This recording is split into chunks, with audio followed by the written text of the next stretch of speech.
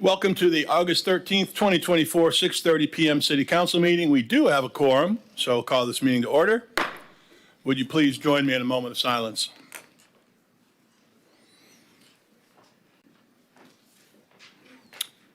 And the pledge to the flag.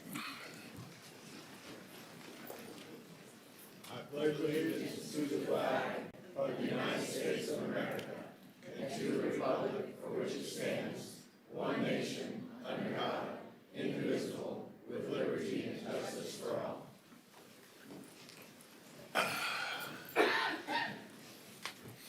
City Clerk, would you please read the rules to speak? Yes, sir. Individuals wishing to speak on agenda items must complete a sign-up card prior to the item being introduced. Those wishing to speak on quasi-judicial public hearings must complete a sign-up card and sign the oath. Sign-up and oath cards are available on the table. Individuals wishing to speak on non-agenda items may do so under petitions from the public present.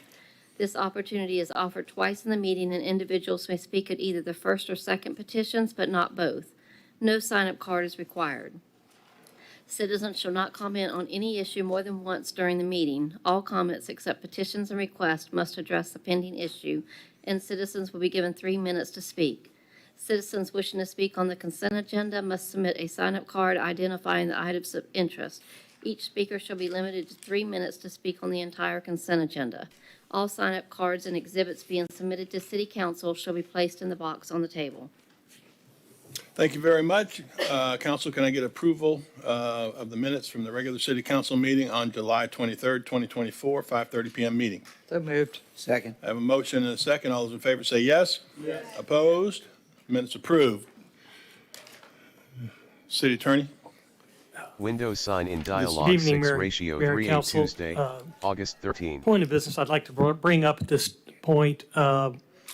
At your previous council meeting, City Council had voted to continue the hearing on small-scale amendment number 3, 2022, which was Bristol. That included ordinances number 19, 2024, and 2024, and that was continued to tonight's council meeting. These items will be heard during the public hearing portion of the agenda. As part of that motion to continue, there was a portion that recognized that a certain number of speakers had spoken, and the persons who had not yet spoken but had submitted speaking cards, of course, would be carried over to tonight's meeting to speak, and that if they couldn't speak, they could have, individuals, of course, speak for them. To the extent that that motion restricted any speakers other than those who had already spoken from speaking tonight, I would advise that you rescind that portion of the motion, making it clear that the members of the public who have not already spoken on this agenda item are able to submit speaker cards tonight on this public hearing item. Can I get a motion to that effect? Hold on, go ahead. Mayor, can I be heard for a moment on that? Again, yes. Yes, sir. I think it's probably best practice to go ahead and allow any additional speaker cards that have submitted speaker cards to hear tonight. But I would like to lodge a standing objection to any of the speakers that are presenting commentary on new cards after I think it was 26 that were turned in that night, under the basis that the Section 2-26, Rule 5B of the city's Code of Ordinance specifically states that an individual wishing to speak on a quasi-judicial matter must complete an oath card with their signature and submit it to the city clerk prior to the start of the public hearing. This is a continuation of a hearing. But the city attorney and I have spoke about it, and I think the kind of resolution that we came to is that with a standing objection in place for the record, that, we think you should call the cards. Mayor, I just Clarification.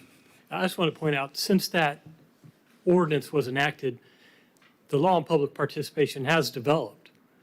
And I believe it's the intent of Chapter 286 to allow that participation. So in abundance of caution, that's why I'd advise, we would open it up to anyone here tonight that didn't have a card if they submit a card to speak. It sounds like you're saying, attorney, that you're okay with that. You just want to have a standing objection to it. Yes, sir. This specific city ordinance was passed on July 14th, 2020 by the city adopting these rules. And, but, like I said, if we have a standing objection to the later submitted cards, we'll proceed. We're just leery of the fact that this could get continued again, depending on how many additional cards come in. And it's a great expense and burden on my client, both financially and, frankly, they put their entire presentation and experts out there, and there's been 3 weeks for, the public to research and come up with additional arguments to add and bring in additional cards and speakers to do that. So we believe we're prejudiced by continuing, but. Counsel, you hear the, both attorneys. Member Nelson? I would make a motion to allow people who have not spoken before to go ahead and put a card in. Second. I have a motion and a second. Roll call vote. Member Cole? Yes. Member Nelson? Yes. Mayor Diesel? Yes. Vice Mayor Robinson? Yes. Member Stokel? Yes. Passes unanimously. Got off track there now, my city manager. Yeah, good evening, Mayor, Vice Mayor, and City Council. We are on item 6A, which Board of Adjustments and Appeals. The Board of Adjustments and Appeals semi-annual report is provided for City Council and the packet is written. No action is required. On to 6B, the Titusville Environmental Commission. Accept the resignation of regular member Jim Yount of the Titusville Environmental Commission. The resignation was effective on 26 July 2024. Council, any comment? Member Stokel? Yep. When I had my briefing, I will tell you, this one was personally sad for me to see. I still call him Mr. Yount, Doctor. He was my biology teacher at the college. And I don't know, staff, do we know how long he's been on this board? 20 years. 20 years. Oh. So this was very disheartening to see, and I would just like to say, I'm not sure exactly why he's resigning. I do plan to talk to him, but to lose somebody that's been serving for 20 years, and I'm not seeing any real, medical reason or anything. I just think we need to be very careful of who we're allowing on our boards, what the culture and climate is of our boards, that we're not losing good people that bring a lot of value to the boards and want to be here for the right reason. So this, again, is very sad to see. Thank you, Member Stokel. Vice Mayor? Yeah, that's my concern, because my notes say that I would like to know why. Yeah, I really would like to know why he is, because I thought he was a great asset to the board and to the GEC. And I would, if it's possible, any way possible for us to just get a hint on why he is terminating his services, because I'm just concerned. Do we have the option, I'm assuming he's not here tonight. Do we have the option to table this vote until we hear from him? City Attorney? It's council's pleasure whether you want to table.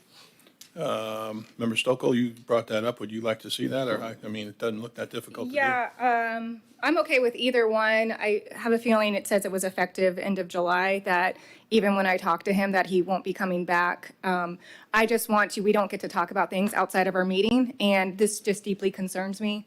And I'm concerned about our boards. I want to make sure we have good people on there that are serving and doing what's right. He has been vested in this community for years and has a very, very much a passion for this. And for him to leave, it was just very concerning for me. Well, I look That's forward to telling me hearing. that there's other things that are going on. Vice Mayor, you there? Yes, I think that we, if we can, if it's our pleasure to table it, at least make an ask. At least make an ask on this, because that is very concerning to me. Do we have any cards on this? I need a motion one way or the other to move forward or not. Member Nelson? Move to table the resignation of Jim Yount of the TEC to the next meeting. I have a motion and a second. Roll call vote.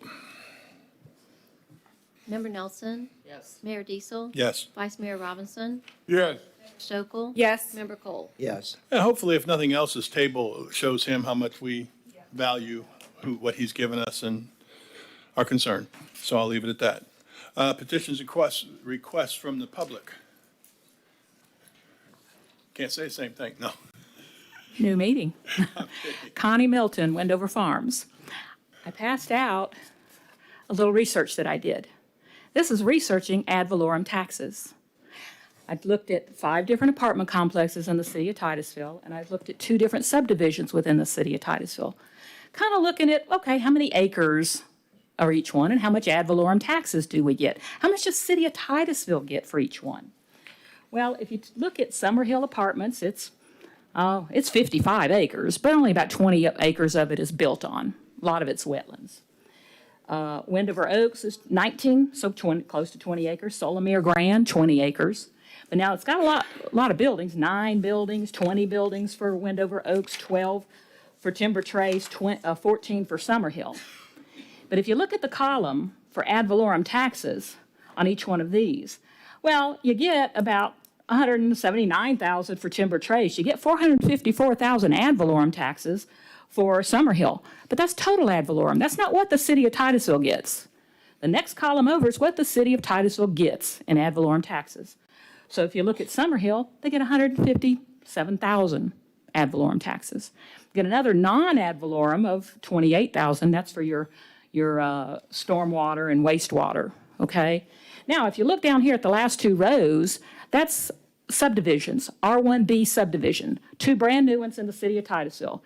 You got Country Club Estates, and I said, okay, let's take 80 homes there. You can get at least 80 homes on 20 acres. R1B allows a little more than 80 homes on 20 acres, but we'll just say 80 homes. Out of 80 homes in that subdivision, and also in Park Preserve subdivision, 80 homes there, you get, for ad valorem taxes, $408,000 for one, $285,000 for the other. But that's not what City of Titusville gets. City of Titusville gets $149,000 for Country Club Estates on 80 houses and $102,000 on Park Preserve for 80 houses. And then their non-ad valorem's about the same in the sub. So if you build something on 20 acres, whether it's single-family homes or it's an apartment complex, City of Titusville gets approximately the same amount of ad valorem taxes and non-ad valorem taxes as either development. So just thought I'd let you know. Thank you. Thank you, Connie. Petition request. Yeah, come on up.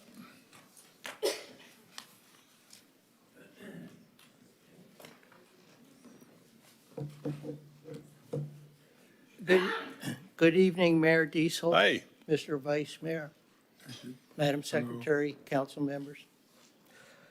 As you know, this is my 3rd time appealing to you to please enforce your existing codes and laws about the excessively loud white F-150 truck in Gardendale. I am dumbfounded as to why you've allowed this to go on every morning since February, unless it is true, as the truck owner has boasted, that he is, quote, friends with the cops, unquote. This issue has disturbed myself and another neighbor most directly, even though you also have a petition from 16 others and a mechanic's statement attesting to the loud and modified exhaust system. Here are some more laws which I did not get to read last section. 316.272. Every motor vehicle shall at all times be equipped with an exhaust system in good working order and in constant operation, including muffler, manifold, tailpiping, to prevent excessive or unusual noise. 13-102, which is a Titusville code, is also noise related. And it basically states that all vehicles shall have, quote, all standard equipment, manufacturer's mufflers, and noise reduction equipment in use and in proper operating condition. Florida Statute 877.03 reads, quote, committing an act that disturbs the peace and quiet of others, starts a fight, or acts in such a way that breaches the peace is a violation. And again, your code 1303, section 14 says that noisy equipment between the hours of 7 p.m. to 7 a.m. shall not be in use which is attended by loud or unusual noise. I've done my share of volunteer work in Titusville and know for a fact that if a person causes a noise issue at the cold night shelter, they are removed from the premises immediately. I know for a fact that the airport in Titusville also routinely limits takeoff and landing noise during early hours. Let me ask you a question. Have you talked to code enforcement? Yeah, I have. And what's And- your discussion? They tell me to take it to court. I don't think I should have to take it to court when it's on the books.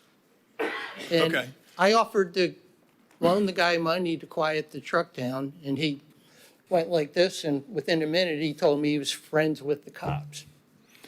All right, obviously, I'm not the guy to go out there and talk to the guy, but I will say that in my inquiry, and city manager, you can confirm or help me out here, but code enforcement has been out there, and they've even been out there in the morning when he started it up. And basically, their feeling is that it is within the numbers and that it's like a motorcycle, and then he goes to work. But I can only tell you that when you did speak, we didn't say, okay, too bad. We sent our code enforcement out there, and that's why I was wondering if perhaps you were able to talk to them. Code enforcement was sent out a long time before I came to these meetings, and they took a decibel reading allegedly 50 feet away from the vehicle, as furthest away as they could get. When the law reads, they could actually take one right at the vehicle.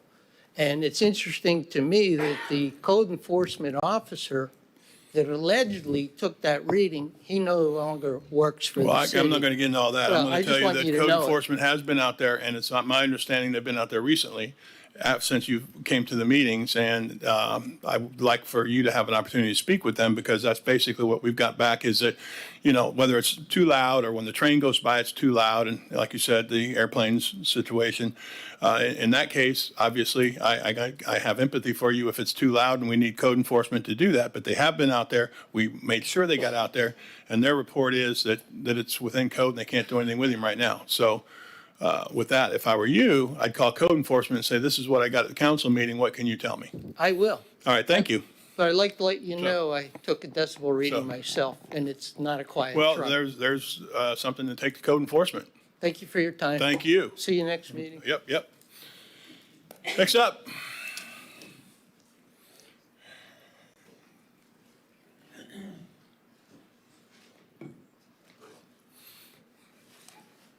How you doing? I'm doing great. How are you doing? Good.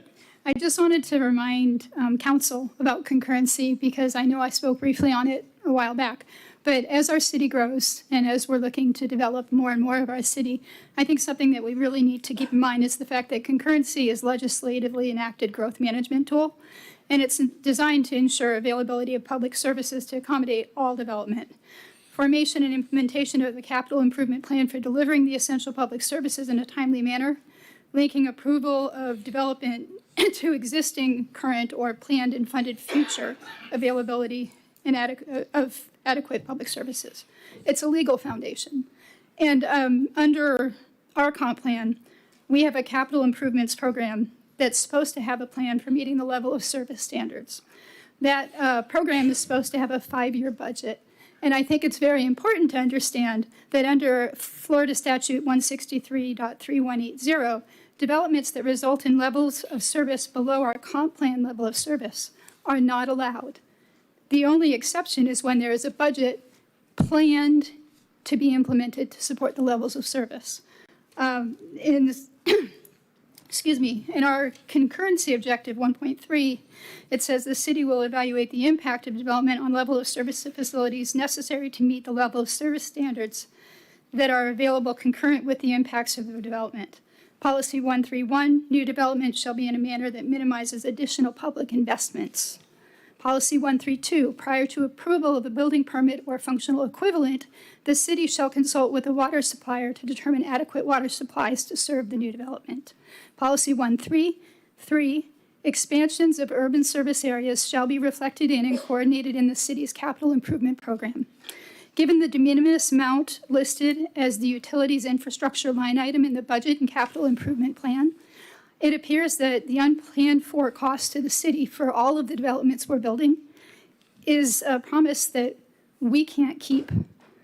And it's going to fall on the taxpayers to pay these bills. And I think it's unfair that the taxpayers are going to have to improve infrastructure as this city grows, as opposed to the city planning for the growth appropriately. The other point I wanted to make is that we as a city should be looking at how can we make sure that our workforce has an opportunity for real meaningful income and real meaningful workplace growth. And I think we should be looking to develop some kind of, a fabrication facility, like a chip plant, or some other fabrication opportunity in the high-tech realm for the space industry, so that our young people can start training for jobs that will meet the future and give them the ability to buy their own homes. Thank you. Thank you. Perfect. Next up. City Manager. On to consent. City Council, consent is items A through L. Do you have any questions of staff for consent agenda items? I see none. City Council, do you want to pull any of the consent agenda items for further discussion? I see none. City Clerk, are there any cards on consent?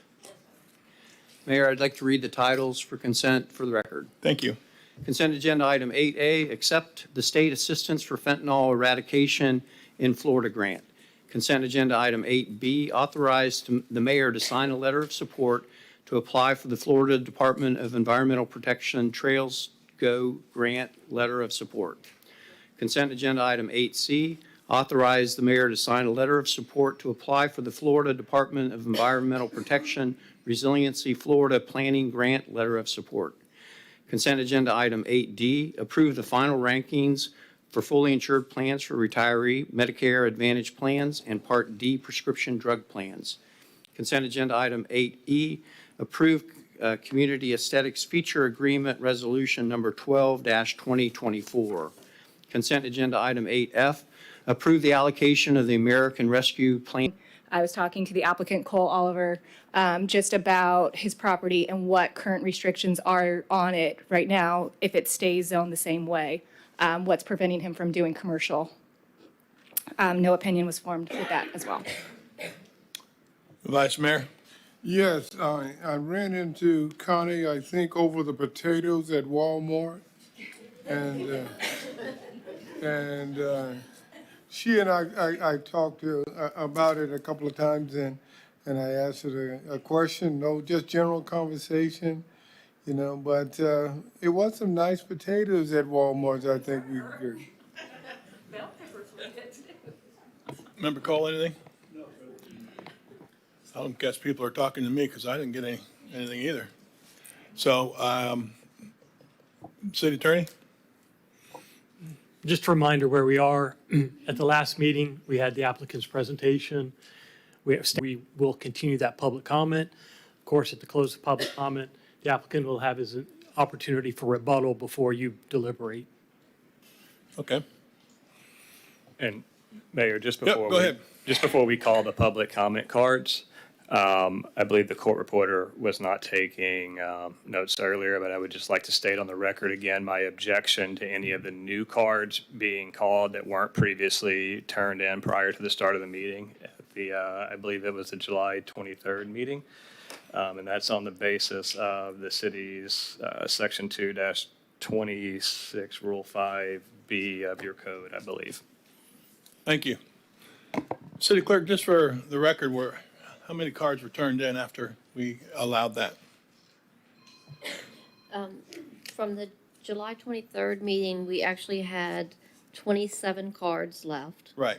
And then we received 6 additional cards tonight, but 2 of them have already spoke.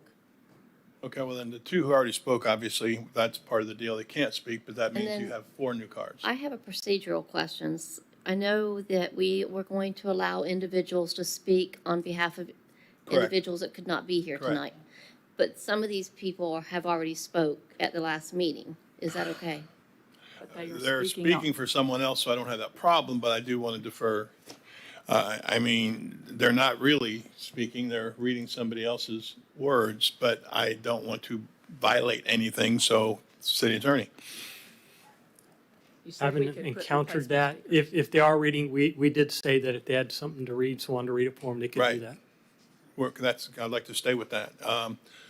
That's, to me, it's not the same as speaking twice or reading for someone else.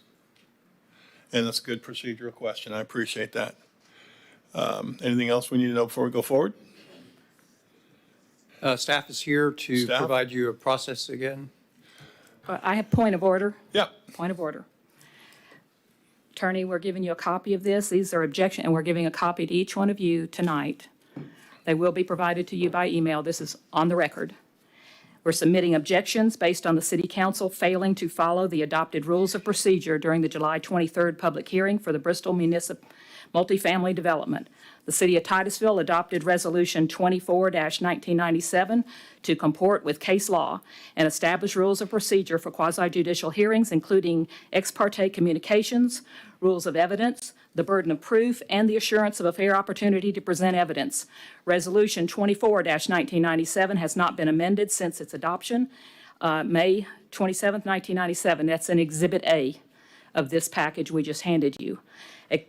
Combining the legislative and quasi-judicial proceedings is procedurally improper and unfairly limits opposition's opportunity to present evidence. Resolution 24-1997 distinguishes between the legislative and quasi-judicial actions and further defines the procedures for the City Council to follow in quasi-judicial proceedings. Combining the fact-finding and evidence-gathering portion of both the legislative and quasi-judicial proceedings is improper because these two distinct types of proceedings have different burdens of proof, rules of evidence, and right to cross-examine witnesses in the quasi-judicial only. During the hearing on July 23rd, those speaking in opposition and as substantially affected parties had to unfairly combine their objections to both the legislative and quasi-judicial proceedings into one combined 3-minute public presentation. Point of order. Bristol Attorney Cole Oliver cross-examined witnesses on their combined opposition testimony without a clear distinction between the legislative testimony and quasi-judicial testimony that he was cross-examining them on. Witnesses may also be cross-examined in quasi-judicial proceedings on relevant quasi-judicial evidence. Therefore, Mr. Oliver's witness cross-examination testimony should be stricken from the record. The combining of the evidence-gathering portion of the legislative and quasi-judicial process muddies the clear distinction between evidence testimony being presented and the respective rules of evidence and burden of proof. Point of order. Substantially affected parties' opportunity to present competent, substantial fact-based evidence unfairly truncated. The applicant is given unlimited time to present evidence and unlimited time for rebuttal after opposition testimony, an opportunity to use graphical and multimedia forms of presenting evidence via PowerPoint presentation. The unfairness of the process is evident when compared to the opposition, who gets 3 minutes to present policy and fact-based substantial and competent evidence. Making cohesive and effective presentation of fact is impaired by the opposition having to try to parse their fact-based objections into 3-minute bites and have been denied a fair and equal opportunity to present substantial and competent evidence via PowerPoint. See Exhibit A. We sent an email to the assistant city attorney, actually went to the city manager as well, and we were denied. Combining the fact-finding portion of the proceedings unfairly impacts the opposition's ability to present evidence by even further compressing the time provided to present evidence for both legislative and quasi-judicial items in the same 3 minutes with their different burdens of proof and evidence. The City of Titusville's Land Development Regulations, Section 34-12C states, quote, "The burden of persuasion on the issues of whether the development will comply with the requirements of this chapter remains at all times on the applicant. The burden of persuasion on the issue of whether the application should be denied rests on the party or parties urging that the requested permit should be denied. By combining," end quote, unquote, "by combining the legislative and quasi-judicial proceedings and limiting time available to provide a persuasive fact-based argument, even when the opposition presents a unified objection or names a representative to speak on their behalf, creates an unfair advantage for the applicant. Point of order, prejudice and ex parte communication. For quasi-judicial proceedings, ex parte communications are to be avoided outside of the public hearing and limited to inadvertent communications. Inadvertent. Deliberate communications such as meetings, in-person discussions over lunch, or telephone conversations, or planned meetings are deliberate. They're not inadvertent communications. Resolution 24-1997, Section 4.1.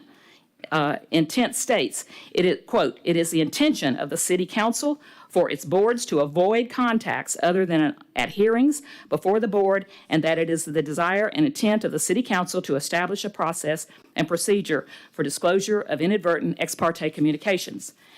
City Council members did not disclose all opinions or facts discussed during ex parte discussions with the applicants, landowner, or other representatives, including a lobbyist who is here tonight. Failure to disclose all opinions and facts discussed denied the affected parties the opportunity to know specifically what was discussed and have a reasonable opportunity to refute, rebut, or respond to the communication. While all the opposition's written ex parte communications were forwarded to the applicant by the City of Titusville, giving the applicant, without the same disclosure, with specific detail of all opinions and facts discussed in ex parte communications with the applicant, gives the applicant an unfair advantage over those in opposition to prepare rebuttal.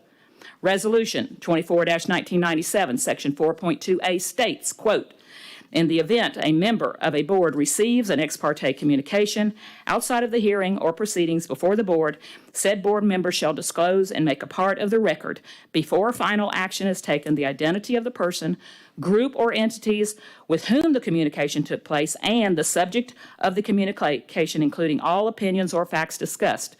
Said disclosure shall be made before or during the public hearing at which a vote is to be taken, or said matter, and any persons having opinions contrary to those expressed in the ex parte communication shall be given a reasonable opportunity to refute, rebut, or respond to the communication," unquote. Point of order. City Council discloses at the July 23rd, 24 hearing regarding ex parte communication did not disclose of all opinions and facts discussed as required to remove the presumption of prejudice. Pursuant to Resolution 24-1997, Section 4.3, disclosures only remove the presumption of prejudice if complete and made in accordance with the process and procedures described in Section 4.2. Failure to disclose all opinions and facts discussed in ex parte communications. As required in Resolution 24-1997, 4.2, causes the disclosures to be insufficient to remove the presumption of prejudice arising from those ex parte communications with representatives of the applicant, landowner, or any other representative supporting their application, including lobbyists. Resolution 24-1997, 4.3 states, quote, "In the event an ex parte communication should occur as described herein, and disclosure is made in accordance with the process and procedures described above, then in that event, any official action taken by the board in any quasi-judicial proceeding shall remove any presumption of prejudice arising from said ex parte communication where an ex parte communication has occurred," unquote. Point of order. The City Council members disclosed there were ex parte communications with lobbyist Robin Fisher and Jason Steele in advance of the public hearing. Meeting with the lobbyist in support of the project pending before the City Council is always presumed prejudicial. In quasi-judicial proceedings, the City Council must be a neutral decision maker, relying on competent and substantial evidence presented during the public hearing. In Jennings v. Dade County, 587 South 2nd, 1337, Florida District Court Appeal, 1991, found ex parte communications are inherently improper and are anathema to quasi-judicial proceedings. Quasi-judicial officers should avoid all such contacts where they are identifiable. See Exhibit D. We provided that as Exhibit D. if further found behind the scenes lobbying for the purpose of influencing the outcome, a quasi-judicial proceeding violated the due process provisions of 1345, 1351, the United States and Florida Constitution. Prejudice is to be presumed from the mere fact that the City Council granted a private audience to a lobbyist whose purpose was to influence the council to vote a certain way in a quasi-judicial proceeding for reasons not necessarily addressed solely to the merits of the application before the council.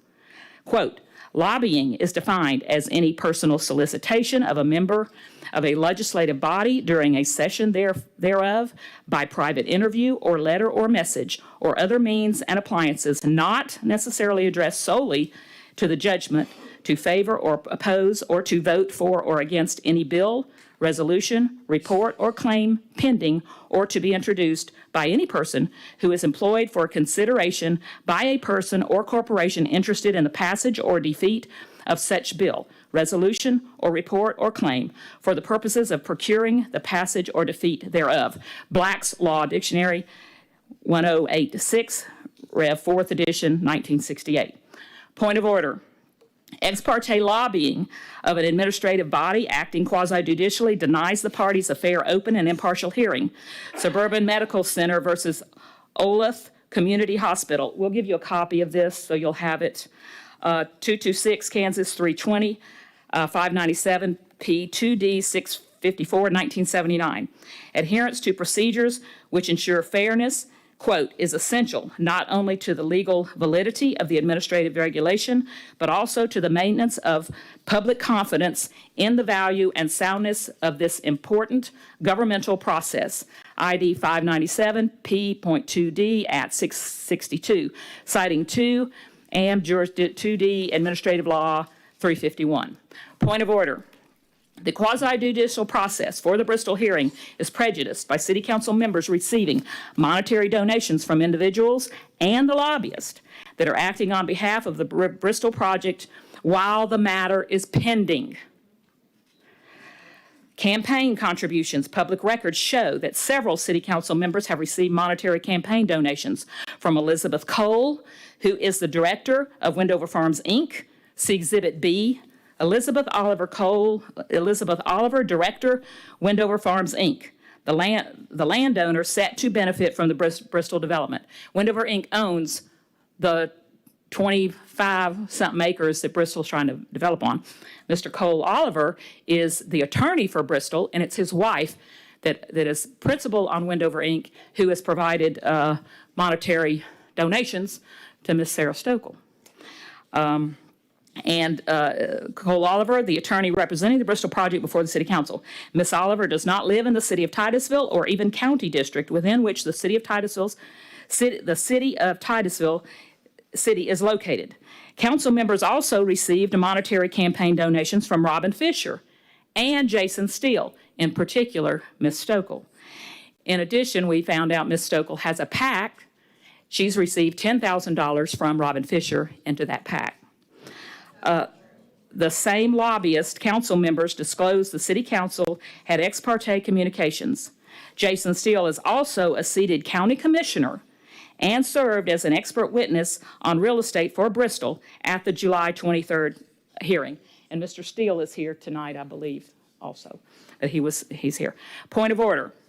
During a quasi-judicial proceeding, the City Council is acting in a judiciary capacity as a fair and neutral decision maker, relying only on the substantial competence evidence presented during the hearing, just as it would be disqualifying for a judge to accept money from one party in a legal action before them. The same is true for the City Council. The same is true.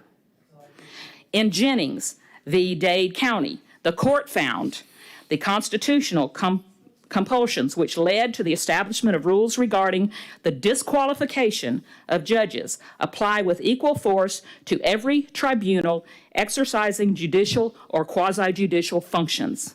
1 AM Jury 2D Administrative Law 64 at 860, 1962. In the City of Tallahassee versus the Florida Public Services Commission, 441 South 2D 620, Florida 1983, You have a copy of this, by the way, Mr. Broom. Standard used in disqualifying agency head, disqualification, now we're talking about that. Disqualification agency head is same standard used in disqualifying a judge. See also Rogers v. Friedman, 438 F Supplement 428, ED Text 1977. Rule as to disqualification of judges is same for administrative agencies as it is for courts. Citing K. Davis, Administrative Law, 12.04 at 250, 1972. Ritter v. Board of Commons at Adams County, 96, Win 2D 503. 637 P.2D 940, 1981, the same. Point of order. Speaker card presentation order, procedural error, and Robin Fisher. Reviewing the submitted speaker cards, a card was submitted for developer lobbyist Robin Fisher. However, he did not check whether he was speaking for, against, or neither. Didn't check. Mr. Fisher has lobbied for this project with the city council members and has lobbied for approval of the Bristol development in ex parte communications with the city council members. Mr. Fisher needs to either rescind his speaker card or he must be the first speaker tonight at the resumption of this meeting.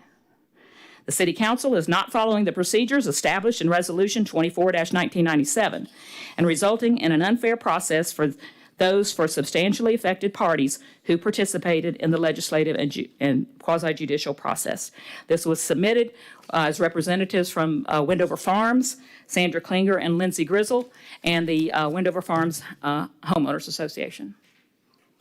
Thank you.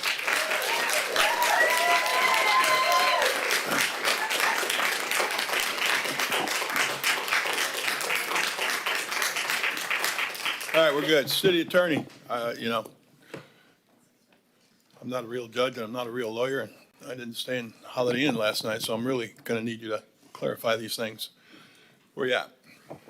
Well, with regard to your resolution on ex parte communications under 4.3, in the event an ex parte communication should occur as described herein and disclosure is made in accordance with the process and procedures described above, then in that event, any official action taken by the board in any quasi-judicial proceeding shall remove any presumption of prejudice arising from said ex parte communication where an ex parte communication has occurred. That's why at the meeting I ask you to disclose. And that's we go through that process to remove, and the point of doing that process is to remove any presumption of prejudice. So that is why we do the ex parte presentations. With regard to the hearing, yes, there is one public hearing, but you do vote and we take each item separately. The land use is a legislative decision. You will vote on that as a legislative decision. And then the quasi-judicial will be based on that evidence presented and separately. So we do handle those separately, although they are presented in one hearing.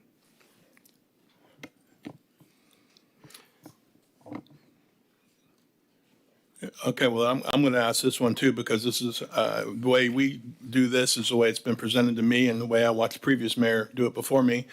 And basically the way I'm guided to do it, and that is the applicant is unlimited in time, and I've understood there's a concern that the applicant, which has always had their chance for presentation, and then cards come up for 3 minutes. Explain that one, please. That is correct. The applicant is supposed to be given a reasonable time. It's his burden. And he has to be given a reasonable time to present, and we do not have a specific limit in our procedures for that applicant, other than we know they have to be given a reasonable time. And then, of course, public comment is 3 minutes for each speaker under public comment. Okay, so with that being said, clearly there is some concerns expressed. What is your thought on where we're at right now? Just go forward with their concerns? So where we are is more public comment, and of course, we will take the cards. We've opened that up for anyone who wants to speak. They'll have 3 minutes to speak on that item. At the close will be rebuttal, and then, of course, you will take those items separately, your legislative item and your quasi-judicial, and you will deal with those separately at the end of the public hearing. Two clarifications on the real quick. Two clarifications on the point of order for as far as cards are concerned. We were told to combine our discussion within 3 minutes for both quasi-judicial and the legislative action. We believe that is unfair. We were not able to present, and also the attorney questioning the speakers did not identify whether it was quasi-judicial or legislative. He's not supposed to question on legislative, only on the quasi-judicial. So he did not clarify that or separate that in any way. And the Robin Fisher card, it should go first or not at all. All right, City Attorney can continue. Well, that's true when it comes to cards. We take those for first, those against, but you cannot require someone to speak. If they have a card, they can certainly waive whether they want to speak or not. You cannot make someone speak. If we're going to continue to go down the rules, in section 5.10A of the public comment cards, it doesn't say you take them in order of for, against, or neither. You take them in the order that they're signed up and turned in. So this idea that for some reason Mr. Fisher has to go first is just inventing a rule that's not in your process. All right. All right. Hold up. We're not going to go back and forth with this group and that group. Not consistent with what Mr. Broom read at the beginning of the hearing. Say again? That's not at all consistent with what Mr. Broom read at the beginning of the hearing, where he says, those in favor speak first, then those opposed. He presented the order of the public hearing. Did you not? All right, Ms. Klinger, go ahead and sit down. Let me have him answer, and then we're going to go forward here. Go ahead. Yes, those are the procedures that we read at the council meeting. Tell me again? Yes, those are the procedures we read at the council meeting. Certainly, someone could have a card neither. I'm not sure what a speaker card says, but again, if a speaker wants to speak, they will speak. If they don't want to speak, they're not required to speak. And just for purposes of the record, I'm not sure where Mr. Broom was reading those rules from, but the resolution that they're referencing from 1997 specifically states in 5.10A that the public comment taking speakers in order they signed up and allow cross-examinations of the witnesses by applicant and staff representatives. All right, so City Attorney, at this point, we are going to move the cards that we had last meeting. And we'll start with those now. All right, let's go. Call the cards. How many? And that was about 30 cards now? All right, 30 cards. Christine Boland. Christine Boland. Mayor, staff did want to talk to you about Talk to us process first. I'm real quick sorry. before we do the cards. Let them speak, and then you go first. Okay. Thank you, ma'am. All right. Get back thing in order. Staff, you will present whatever you're going to present, and then we will start with Ms. Boland, and we'll go from there. I just wanted to remind the council where we are and the procedure. I'll be real brief and just refer you to our findings and recommendations on page 252 and 253 of your packet. 252 and 253 of your packet, you'll see the findings and recommendations from staff in our report. As far as procedure, you'll make a decision as to the land use amendment. After that, then you'll make a decision, if the land use is approved, then you'll make a decision on the, well, approved or denied, you'll make a decision on the rezoning. The next step will be that rezoning, that's that quasi-judicial step. I just want you to be aware that if the land use amendment is not approved, then, and the existing commercial land use stays on the property, that the rezoning that we have presented to us with the conditions related to it, the rezoning, PD zoning, and the master plan, we would find that to be inconsistent with the current commercial land use. After that land use is decided on and the rezoning is decided on, if they are both approved, then on your next agenda item is the transmittal hearing only of the text amendment to the comprehensive plan, which is agenda item number 9B, to include or incorporate the maximum density into the comprehensive plan. If that is approved, then that will be sent to the state. We'll wait for their response. And if they do not have any objections, we will go forward with adoption hearings. And those hearings will mean an ordinance in order to amend the comprehensive plan with that maximum density. And that would probably happen maybe about 4 or 5 months after these hearings. With that, I'll try and answer any questions you have. Any questions up here? All right, Ms. Boland, thank you. Christine Boland, Armadillo Trail, Wendover Farms. Miss Sandy Klinger just gave you guys a hard copy of a supplemental to our objections. This? Yes, and she sent an email earlier today. Yeah. You have an email of it. Didn't get there yet, but. All right. The Wendover community submitted for the record a 35-page policy-based objection letter with exhibits digitally and as a hard copy from Sandra Klinger to the City Council at the July 23rd, 2024 public hearing. Speakers in opposition tonight and July 23rd are in support of the objection letter. Wendover Farms is a platted residential rural community with over 600 single-family homes on 1.5 acres each typically, and is adjacent to both the east and south side of the proposed Bristol project. Wendover Farms will be negatively affected by this high-density, multifamily 304-unit plan development. Additional factual data and written addendums will be presented by speakers with testimony detailing the proposed Bristol development inconsistencies with the comp plan and the LDRs. The primary ingress and egress from Wendover Farms is Wendover Way, a 6-mile-long local roadway that winds through the neighborhood and was constructed as part of the platted subdivision. The City of Titusville has established procedures and criteria both the Planning and Zoning Commission and the City Council are to follow during consideration of both legislative and quasi-judicial applications and has been codified in the Land Development Regulations, Chapter 34, Article 2, and in Resolution 1997-24. Land Development Regulation, Chapter 34-21 states that it is the applicant's responsibility to demonstrate the proposed land use amendment and is fully consistent with elements of the comprehensive plan. Land Development Regulation, Chapter 34-40, the first criteria for consideration by the City Council is whether the applicant has provided evidence demonstrating the proposed land use, zoning change, and development is consistent with the adopted comprehensive plan and associated elements that are implemented through the adopted LDRs. LDR Chapter 33-8 establishes the review criteria for applications specific to a PD, which includes consistency with the comprehensive plan, internal compatibility, external compatibility with surrounding residential and conservation uses. The very first external compatibility review criteria, LDR Chapter 33-8 3A, states, the proposed development shall not negatively impact the quality of life or any adjacent residential uses. Negative impacts can include a decrease in property values and any substantial increase in noise or traffic. Any traffic impacts shall be demonstrated with a traffic analysis, and the developer, in accordance with the comprehensive plan, shall mitigate the impacts. Thank Good, you. thank you. Yeah, I had a little bit more, but you got a few. Thank you. Okay, next. Sandra Combs, speaking for Barbara Aubrey. Perfect, thank you.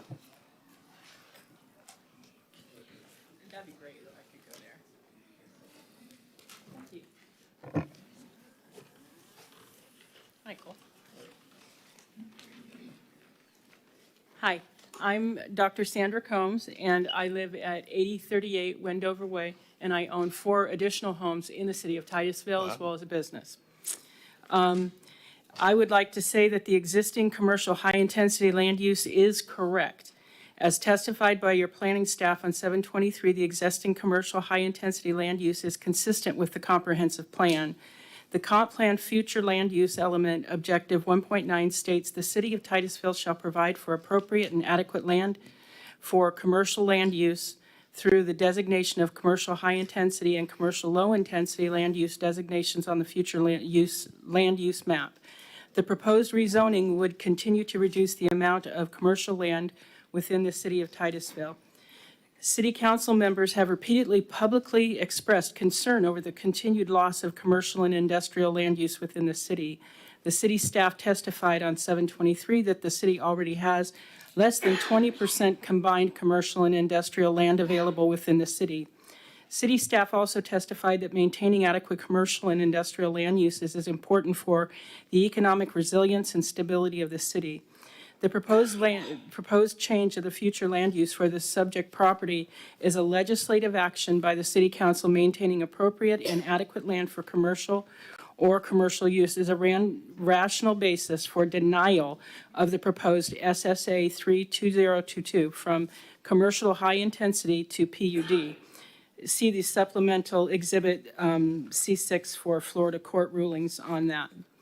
For the city to remain attractive to current and future residents for the city needs a good mix of commercial uses that provide residents needs for goods and services and employment opportunities. Even though telecommuting for some industries has increased, there is still a demand for restaurants, entertainment, retail, and service-oriented commercial businesses. On July 23rd, one of the developer's expert witnesses stated that in his opinion, other cities are using 10% commercial as a guide. As he stated, is for commercial. Don't be fooled or led astray. The Titusville 20% commercial plus industrial, not just commercial. So 20% commercial plus industrial requirement is correct. The existing regional commercial RC zoning is correct. According to the testimony of city staff and the written staff report, the existing regional commercial is correct. There have been no substantial changes in the areas surrounding the subject property since the RC zoning was adopted in 2008. Rezoning review criteria in the LDR section 3440A2 states, the existing zoning, if deemed consistent with the comprehensive plan, which it was, shall be presumed correct unless substantial change in the area has occurred since the original zoning. The applicant. Are you close? Yeah. Thank you. The proposed SSA 322 is associated rezoning in the master plan for the Bristol multifamily development are inconsistent with the city's comprehensive plan. Thank you so much. Thank you. Next up.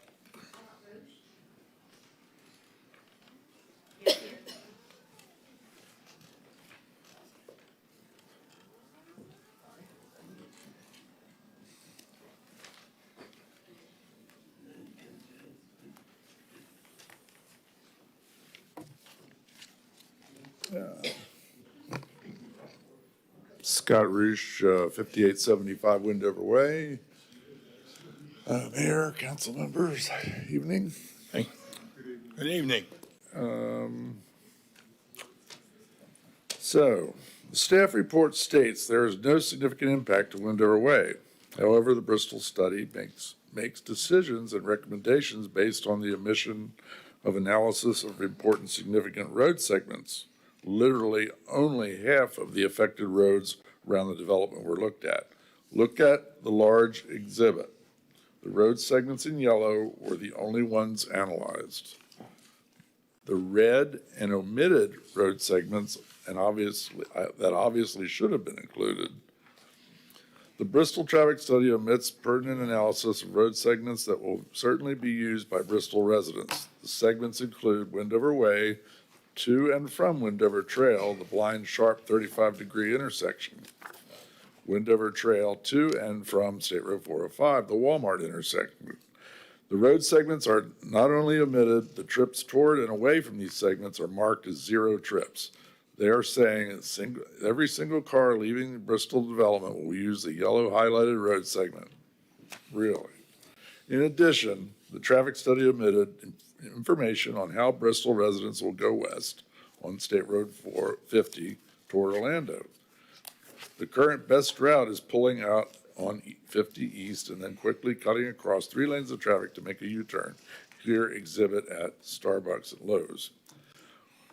Or you can cut across with a bit more time, dodge to the right-hand turns coming off 405 and make U-turn here, exit, exhibit at 50 and 405 and head back west toward Orlando. These are very dangerous traffic patterns that were analyzed but were certainly not used by Bristol residents. An increase to high-density residential traffic would have detrimental effects in this area. This degree of omission and inaccurate information screams deception.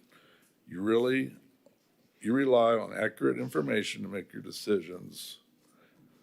You should immediately deny this traffic study and deny SSA 3-2022. Please vote to deny SSA 3-2022 and deny CPA 2-2024. And what else do I want to say?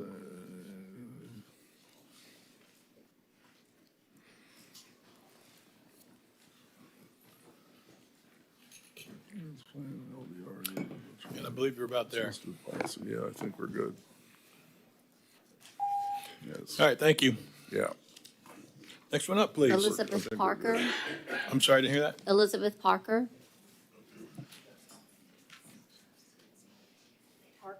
Parker?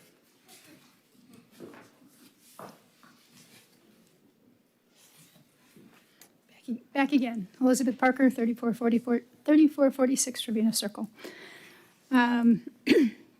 Excuse me. Windover Way, defined in the city's LDRs as a local roadway, is the primary ingress and egress for over 600 homes in the Windover Farms community.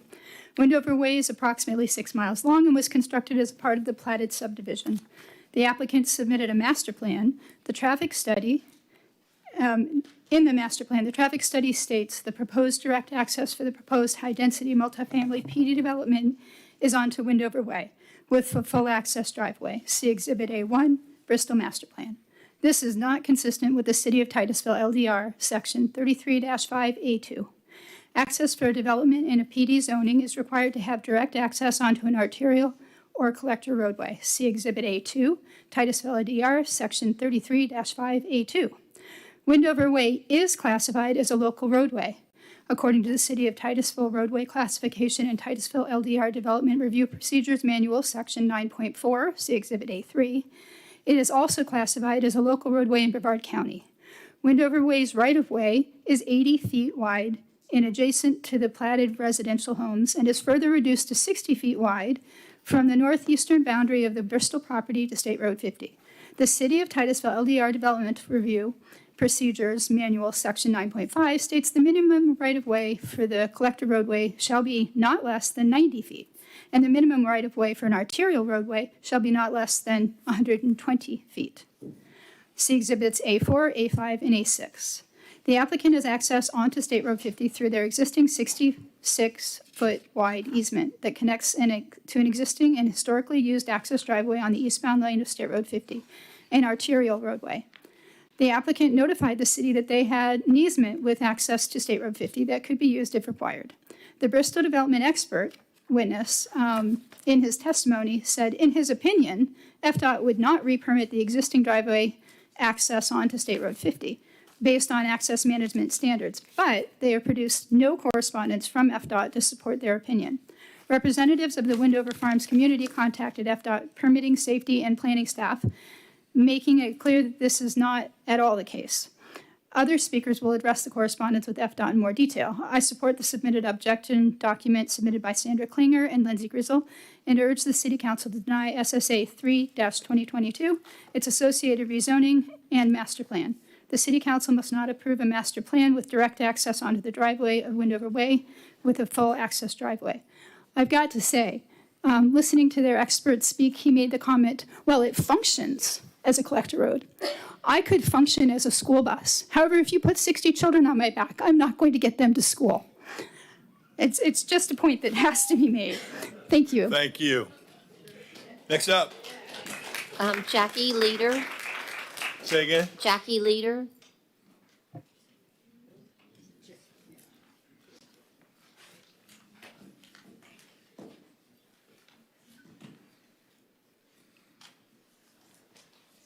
Hi, Jackie Leader, 7762 Windover Way. I forgot my own address.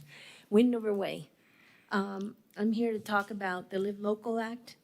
It says that we've been hearing that if this development doesn't get approved, then the application will be changed in order to obtain approval under the Live Local Act. And that's not likely to occur or get approved. I think it's been talked about before.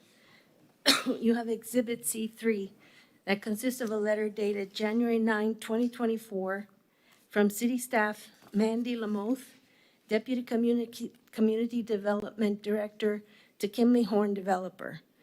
The letter contains staff review concerns and applicable policy constraints for the Bristol project if pursued under the local act.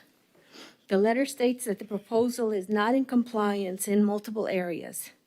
The first being parking space requirement states that available parking must be calculated at 2.5 parking spots per dwelling unit to be composed of 2 spaces for dwelling unit and half a space of guest parking per dwelling unit. And that's COT-TM Transportation Infrastructure, Section 9.16, Table 9.164. The proposed development is also not in compliance with the second requirement. Multifamily, medium-dense residential, and regional commercial developments require the parcel to abut or be adjacent to an arterial or collector road.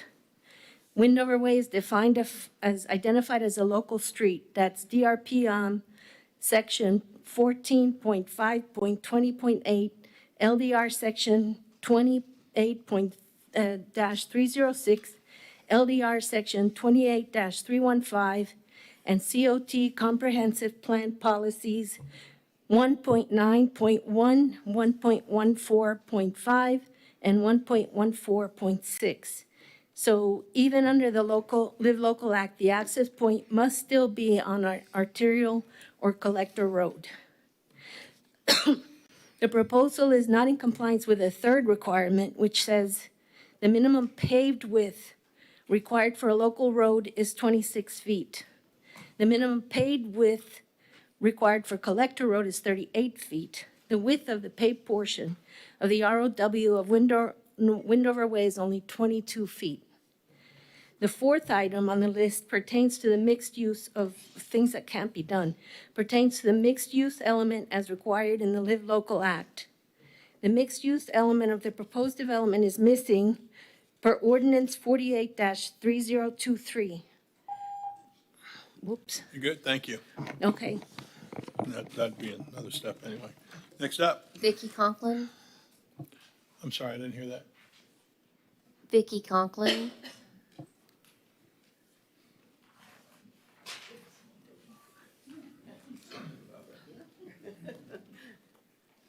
Hi, Vicky Conklin. Hey, I'm Vicki Conklin, 2920 Royal Oak Drive, Titusville, Florida. And I would just have a question, point of order. Is it policy for the applicant to position at the staff table for an entire city council meeting? I can ask that question like I do, but I can tell you that when we've done this before, attorneys do. Go ahead. There's not a rule on where an applicant can sit. We have to have them on the record. We do have a microphone there, but we do not have a policy on where the attorney will sit. That counsel, if you want. But he has to be on the record. It just seems the optics is not so good. Just a comment. Thank you, Vicky. Excuse me? Go ahead. So, the Bristol Plan Development Master Plan identifies Windover Way, a local road, for both primary and secondary access, which is not in compliance with the City of Titusville land use development plans. And I would cite Chapter 34, Article 2, Division 1, Section 3440A, 1B, and Section 33.5A2. Also, Titusville Plan Development standards require PD zoning developments to be located with direct access on a collector or arterial road. And I would remind you, we're probably upcoming with several more projects coming towards the city that we really have to be careful as a city council to break the rules now, because then we're going to set precedent for future projects. And it's really not fair to the current residents or future residents if we don't follow the comprehensive plan. Windover Way is well established as a local road. City of Titusville has verified this. Calling it a collector road does not make it so. That sounds like something a politician would say. I like Liz's analogy about the school bus, and I think that's a better analogy than I can make. But as elected officials, I'm going to remind you again, you are stewards of the comprehensive plan. You took an oath to follow the comprehensive plan, and you have an obligation to follow it. Again, we have to protect the rights of the current and the future homeowners by being consistent with the plan. And Connie is indicating here what these land development regs are, and I know you have them in your documents as well. So I would close with saying, please vote to deny SSA 3, 2022, and to deny CPA 2, 2024. Thank you. Thank you, Vicky.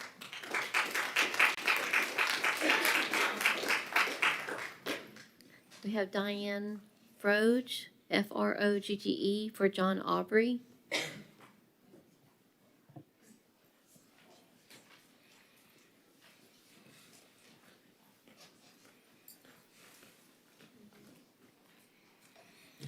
Diane Froge, speaking for John Aubrey. I live at 5825 Wendover Way. The reality is that a regional commercial property on just this 20.4 acres would generate less trips into and impacting Wendover Farms local road than this high-density residential project would generate. Remember, when it comes to the comp plan, you are evaluating protection of adjacent residential areas. Please consider the very difference between destination and origination points when it comes to trips impacting the surrounding areas. All commercial properties are destination points. All residential properties, such as homes or apartments, are origination points. And as Ms. Jolynn Nelson brought up about Target and Home Depot, that they have access points onto Wendover Trail, that is true. But what is also true is that those are all destination locations, and destination locations are totally different than origination points. People come to Target, Home Depot destination points from outside Wendover and leave and go back to their homes that are outside Wendover. So they have no need to come down Wendover Way or Wendover Trail because they do not live there. If they exit into Wendover Trail, they head to the light at State Road 405 at the Walmart, and they exit that area that way, never impacting Wendover Trail or Wendover Way. This would be the same if a commercial development was built on the proposed Bristol property. People would come from Highway 50, use a commercial resource at that location, at the destination point, and then exit back onto Highway 50 and return to their origination point. No need to come down Wendover Way or Wendover Trail. Only people whose origination point living in Wendover would come into Wendover. And furthermore, destination trips would occur throughout the day instead of the peak apartment origination trips occurring in the morning and after work, which would generate intense clustering, which is really against your comp plan. Now, let's compare. If the proposed number of apartments are built on this site with the access onto Wendover Way, the apartments would be the origination location for the 304 residential units, which would be about 600 residents. All these residents and their cars would leave daily an estimated 1,400 times, going to destination points. Where do you think those destination points are likely to be? Walmart, Target, Wendy's, work, or the Space Center. They will return back to their origination point location by using the least restrictive path down Wendover Trail, take the 35-degree hairpin turn onto Wendover Way, and then turn left into the apartment complex, massively impacting residents of Wendover Way and Wendover Trail. Thank you. Next up. Cynthia Taylor.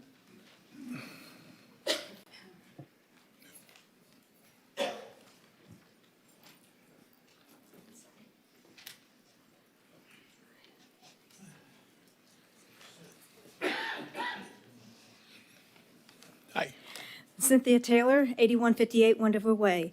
Standards for PD City of Titusville LDR 33-5A2 states, a planned development shall be so located with respect to arterial streets, collector streets, and other transportation facilities as to provide direct access to such PD without creating traffic along local streets in residential areas or clusters outside the PD. See Exhibit A2.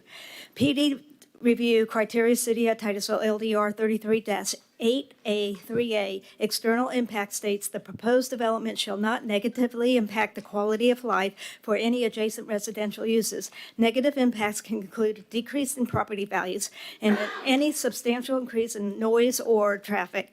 Any traffic impacts shall be demonstrated with a traffic analysis, and the developer, in accordance with the comprehensive plan, shall mitigate the impacts. The traffic impact study and Adams that the developer submitted failed to include critical roadway segments impacted from high frequency and predictable trip attractants such as Home Depot, Staples, Target, or the Space Center, where the shortest path is turning right out of the proposed full access driveway, sending traffic into Windover Farms residential area via Windover Way and Windover Trail for the projected daily trips the Bristol high-density multifamily will create. Their focus was solely on assessing the level of service impacts and failed to include required analysis of traffic impacts on quality of life and property values of adjacent residential areas. The traffic analysis the developers submitted to the city assumed 0 of the 1,404 expected daily trips turning right out of Bristol Development's full access driveway onto Windover Way to Windover Trail. In addition, they only analyzed traffic during what they projected would be peak work travel times, a.m. and p.m. This only accounts for 241 of the 1,404 predicted daily trips. Where is the analysis of the projected impacts from the vast majority of the remaining 1,163 trips and the shortest path to predictable destinations? The developer's own traffic engineer, Josh Black, stated that people are going to take the fastest route to where they want to go. Video public hearing testimony 7/23/24 at 2 hours 19 minutes. Yet the traffic study he prepared for Bristol omitted analysis of predictable high-frequency destinations like Home Depot, Target, and the Space Center. And the shortest path to get there was from Bristol's proposed driveway. See Supplemental Exhibit C1. To demonstrate the shortest path to these high-frequency destinations, we have provided a simple Google Maps navigation to Home Depot, Target, and Space Center from the proposed Bristol driveway. For each of these popular destinations, the shortest path was turning right onto Windover Way to Windover Trail and into Windover Farms subdivision. This reasonably puts a substantial percentage of the 1,404 daily projected trips into the Windover Farms subdivision, negatively impacting the adjacent residential homes. Thank you. Thank you. Next up. Thomas Corinne.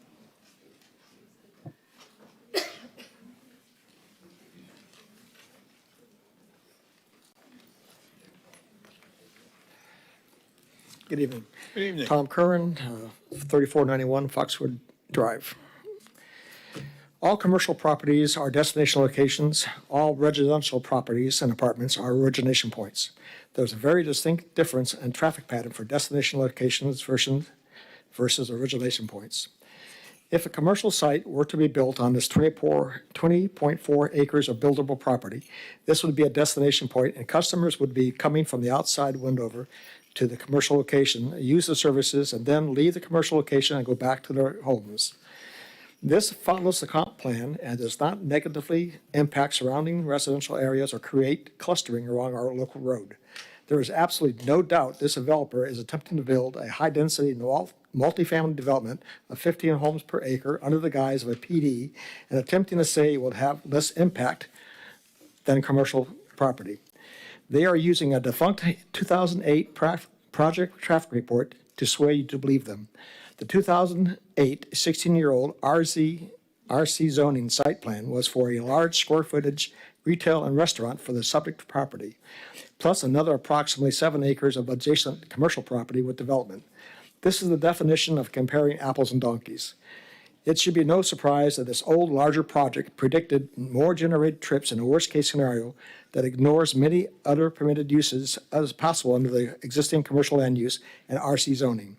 Such permitted uses under the RC zoning include art studios, hair salons, coffee centers, auto sales, repairs, bicycle shops, boat sales, car sales, rentals, bakeries, delis, a bank, professional offices, and grocery stores. Under the RC zoning, most of the permitted principal uses are lower intensity and generate far fewer daily trips, which wouldn't result in incompatible height and visual blight. They would be more compatible with the adjacent residential area and would not further erode the percentage of land dedicated for commercial use in the city of Titusville. RC zoning would still have a direct access frontage on an arterial roadway, so they would not be creating increased traffic on Windover Way. See Exhibit C3, letter from the city staff. That 2008 project has long ago exceeded the site plan duration and is now defunct. One of the principals is now bankrupt. The Bristol project will negatively impact our quality of life, increase traffic, noise, privacy, safety, and decrease property value, and is in violations of the city's comprehensive plan. Please vote to deny SSA 3-2022 and its associated rezoning and master plan, and deny CPA 2-2024. Thank you. Thank you, Tom. Next up. Frank Rowe for Kevin Kohler.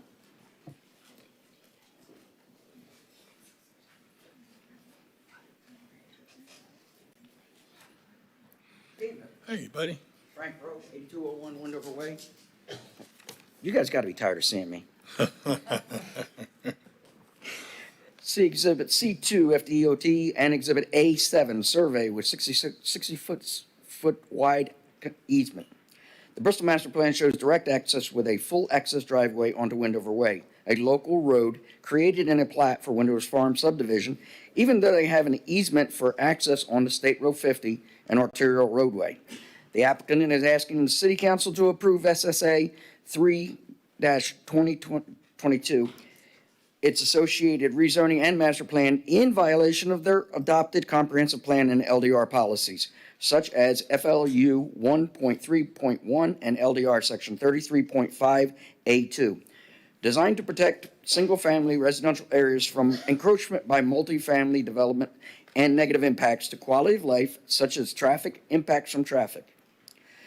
The applicant's expert witness, Josh Black, has claimed in his opinion, FDOT will not reissue a permit for the existing driveway access point due to proximity of off-ramp from I-95.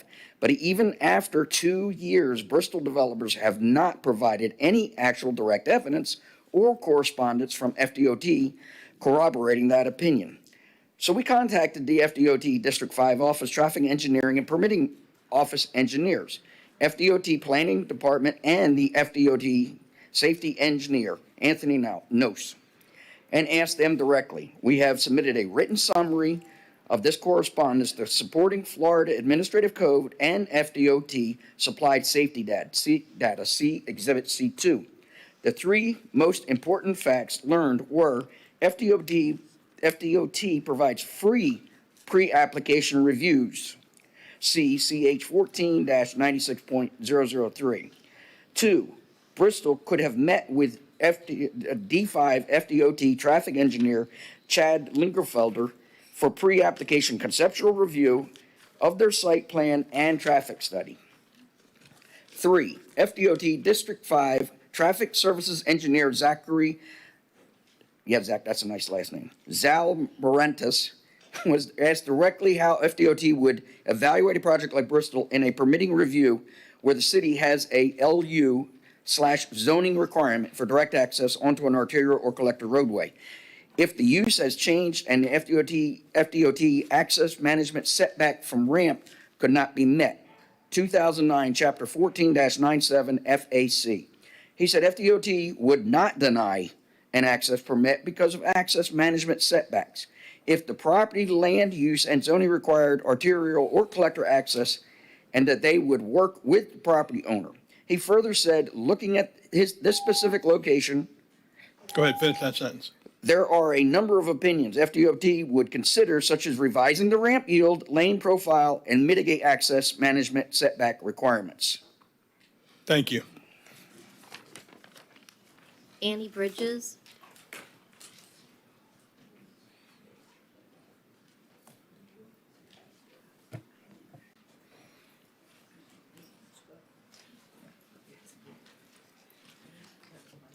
Hi, I'm Annie Bridges. I'm 6375 Wendover Way. I'm going to take a look at Exhibit A4 and A5. Wendover Way is classified as a local roadway according to the City of Titusville roadway classification in Titusville LDR Development Review Procedures Manual Section 9.4. See Exhibit A3, Titusville LDR roadway classification list. Wendover's right-of-way width is 80 feet wide in proximity to the platted residential homes to accommodate wide swales to provide stormwater drainage. Wendover Way was constructed as part of the subdivision plot specifically for ingress and egress for the Wendover Farms community. Wendover Farms is a large lot, 1 acre minimum, rural residential community located adjacent to the proposed development on the south and east sides. However, from the northeastern boundary of the Bristol property to State SR 50, Wendover Way's right-of-way is reduced to 60 feet wide. See Exhibit A for Wendover Farms Unit 6 plat map and Exhibit A5 parcel map. The City of Titusville LDR DRPM Section 9.5 states Two significant facts. See Exhibit A6, Titusville LDR Section 9.5. First, the minimum right-of-way width for a collector roadway shall be no less than 90 feet. And second, the minimum right-of-way for an arterial roadway shall be no less than 120 feet. Highway 50 is an arterial road. The property has a 66-foot wide easement between the property and Highway 50. See Exhibit A7 survey and Exhibit A8. That was a notarized easement creating road right-of-way signed by both property owners in 1998. This is a viable easement already used by trucks entering onto Highway 50 through the 66-foot wide access was a truck stop, the gas station right along the boundary of this 66-foot easement, and a Greyhound bus stop right at the 66-foot wide entrance to Highway 50. It is used today. We in Windover believe in the land should remain commercial, but the 5.5 acres ground trough wetlands into OR zoning and conservation land use, like your policy requires, make all access onto Highway 50. Any commercial destination on that property will better serve its customers with access onto Highway 50, not Windover Way, which is a local road. Please vote no. Thank you. Carolyn Padfield for Ron Ball.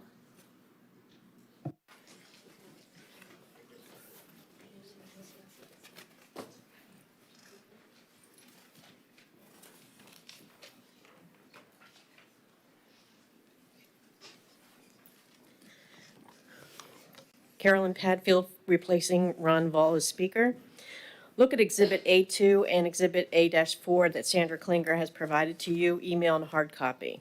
Quote, Figure 1, standards for PD City of Titusville LDR 33-5, A2. 2, a planned development shall be so located with respect to arterial streets, collector streets, and other transportation facilities as to provide direct access to such PD without creating or generating traffic along local streets in residential areas or clusters outside the PD.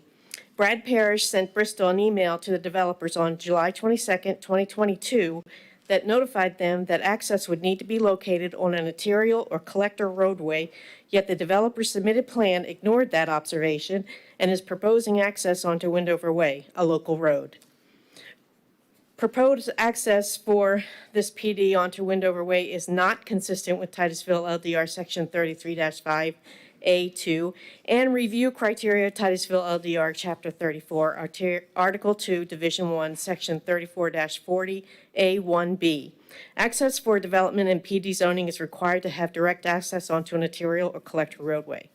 On the Bristol Master Plan, both direct access and secondary access to the apartment development are proposed to be onto Windover Way, which is a local road. To note, the latest and greatest traffic addendum tries convincing the reader that travel down Windover Way to Windover Trail is not likely to happen without using any sort of actual model. They did a distracting time travel analysis with an arbitrary endpoint by the northbound I-95 ramp. Yes, it would take less time to travel to the northbound I-95 ramp using Highway 50 versus Windover to Windover Trail, but most people coming from their apartments are going to be traveling to destinations such as Walmart, Target, Home Depot, out to the Space Center, and the traffic study provided to you did not even address those destinations. Don't be fooled by the arbitrary endpoint, which supports the traffic won't go into our neighborhood and impact us. See Exhibit A-4. Windover Way was built as part of Windover Farms Unit 6 platted subdivision with Windover Farms single-family platted lots south and east of this property. Also seen in the Windover Farms Unit 6 plat provided to you as Exhibit A-4, shown Windover Way only 60 foot width up to Highway 50. Why would the city staff report to fail to identify that the Windover Way right-of-way actually shrinks down to 60 feet wide from the subject property to State Road 50, especially since the initial correspondence from the City Community Development Director on July 22nd, 2022, notified the applicant that Windover Way is not an arterial or collector road, Sections 9.3 and 9.4 of the city's Transportation Infrastructure Technical Manual. and that Windover Way is a local road and appears to have limited capacity to State Road 50. Please vote to deny SSA-3-2022 and deny CPA 2-2024. Thank you.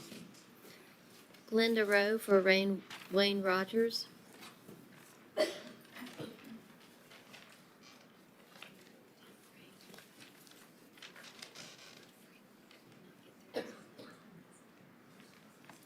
Good evening. Glenda Rowe, 8201 Windover Way.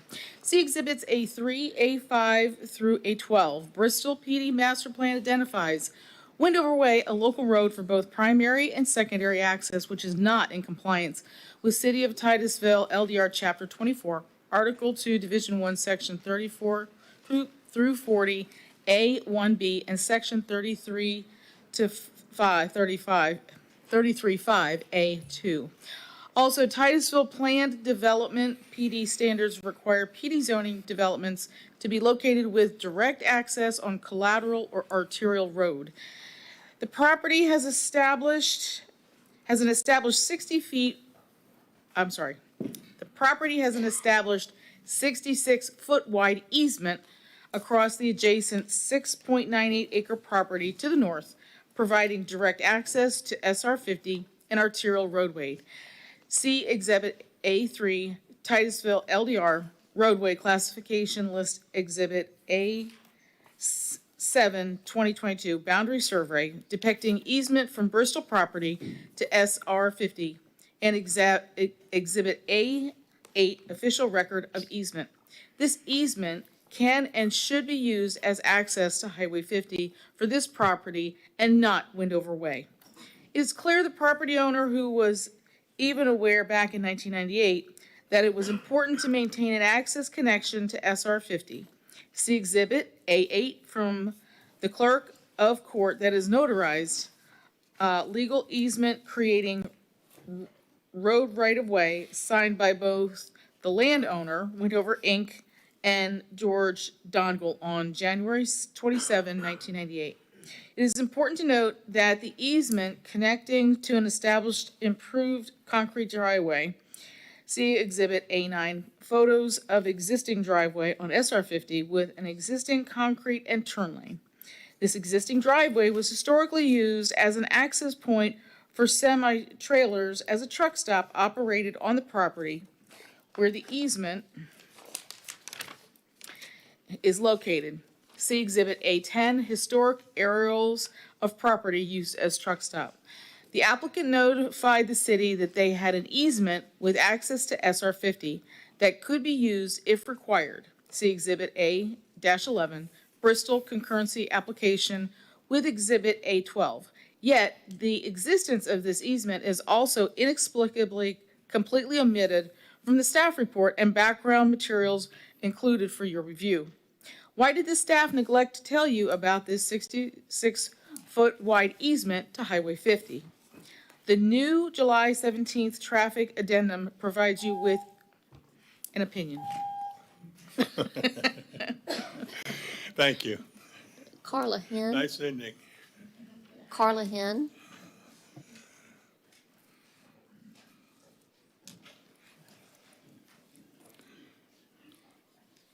Carla Henn, address 7323 Windover Way. A quote from the Titusville Comprehensive Plan, FLUE, Future Land Use Element, Objective 1.9. The City of Titusville shall provide the appropriate and adequate land for commercial land uses through the designation of commercial high density and commercial low intensity land use designations on the future land use map. Quote, the existing commercial high intensity on the subject property is intended to serve the city and regional commercial needs. The existing future land use is consistent with the city's comprehensive plan in that it encourages clustering of commercial use along the commercial segment of Cheney Highway and I-95. Pages 6, 8, 15, 16 of the staff report included in your agenda package state the existing commercial high-density land use and regional commercial zoning and consistent with the city's comprehensive plan and are correct. Titusville has made great strides in accommodating the house crisis. Now we must keep our commercially zoned properties for commercial development. I'm sorry, I'm having a hard time. The wording in your staff report does not support the proposed request of changing the commercial land to residential. Page 5 in the staff report says, based on the most recent reports, the existing vacant residential land use designations have more than enough vested and available residential units to accommodate growth projections to 2030. 6 rental apartment developments are currently in site plan review and are under construction in the city. Has less than 20% of combined commercial and industrial land use categories. The amendment will continue to reduce the cumulative acreage in non-residential land use categories. Let's keep current clusters of commercial business together instead of creating clusters of cars where the PD city code clearly restricts it along local roads like Wendover Way. The majority of commercial business within the city of Titusville are 1-story high. Very few are even 2 stories high, which can be shielded from view from vegetation as setbacks. Traffic for commercial will produce very little traffic and noise during the hours adjacent residents are home from work. Commercial is correct and acceptable use for these properties. Thank you. Thank you. Get that little girl water. Dale Kohler.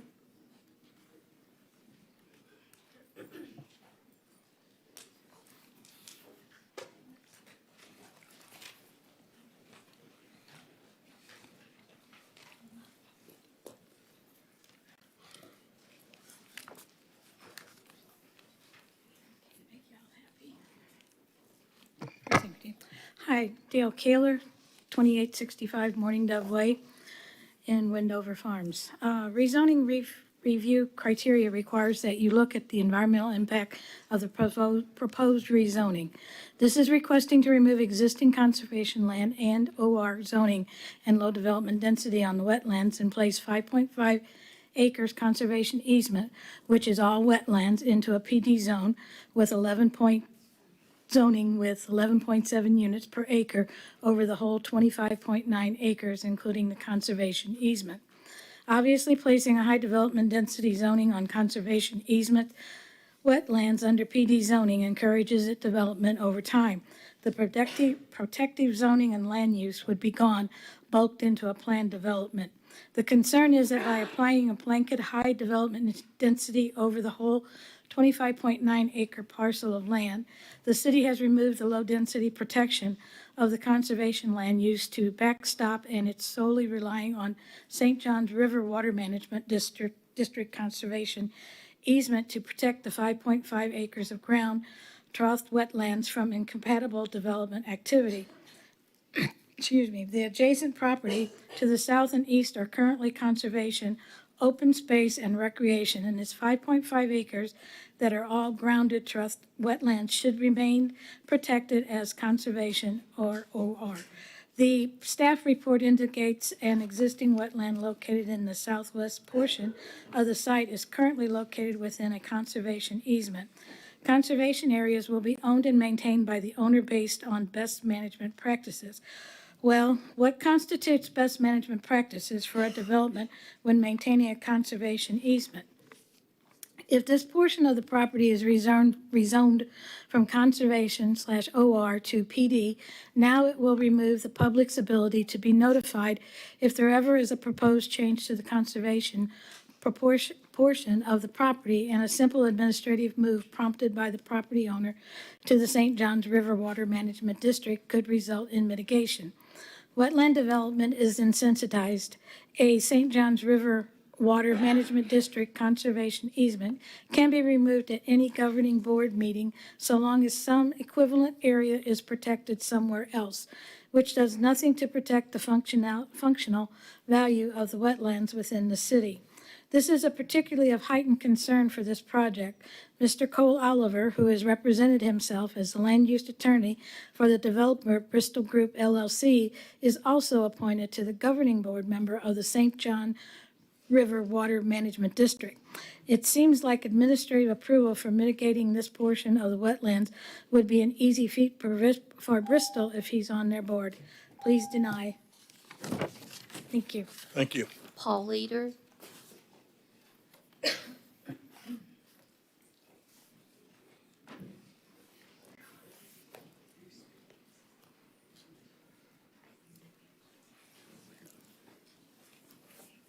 Thank you.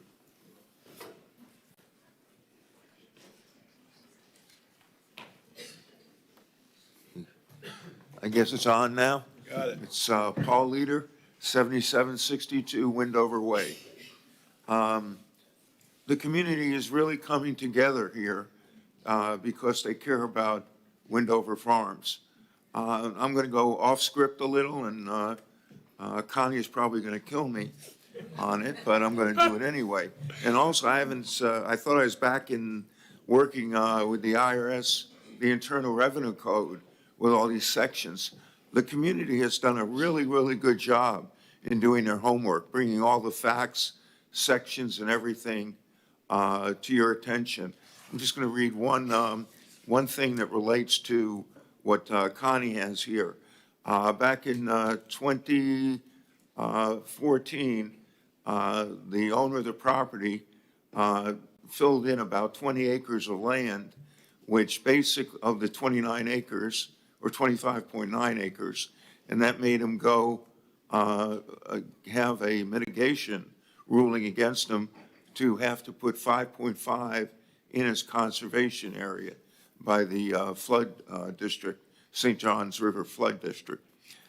Because of that, the developer now is using the full 25.9 acres and not subtracting out the 5.5 acres that are mitigation.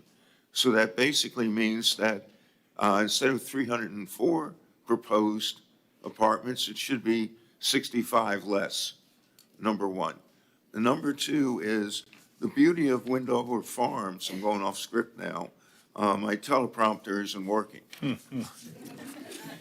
But basically, Windover Farms is in a buffer zone, as I call it.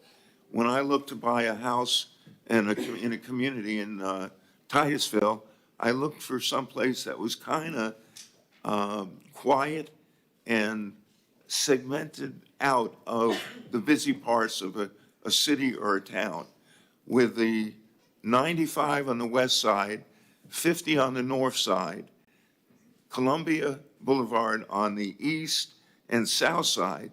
You had an automatic buffer zone where I thought there wasn't going to be some 20-story or even 5-story condominiums or apartment houses put in.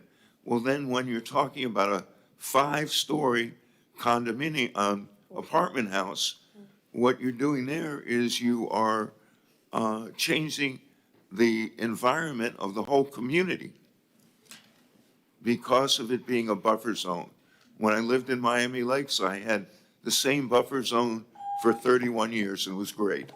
Please vote no against this proposed change. Thank you, Paul. Next up. Zachary Flugenza. I probably pronounced that incorrectly. Zachary? Thank you.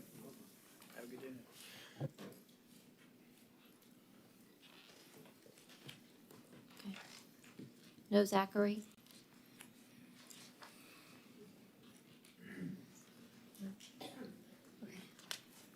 Go ahead, next up. Megan Moscosa, which is replacing Christine Kohler.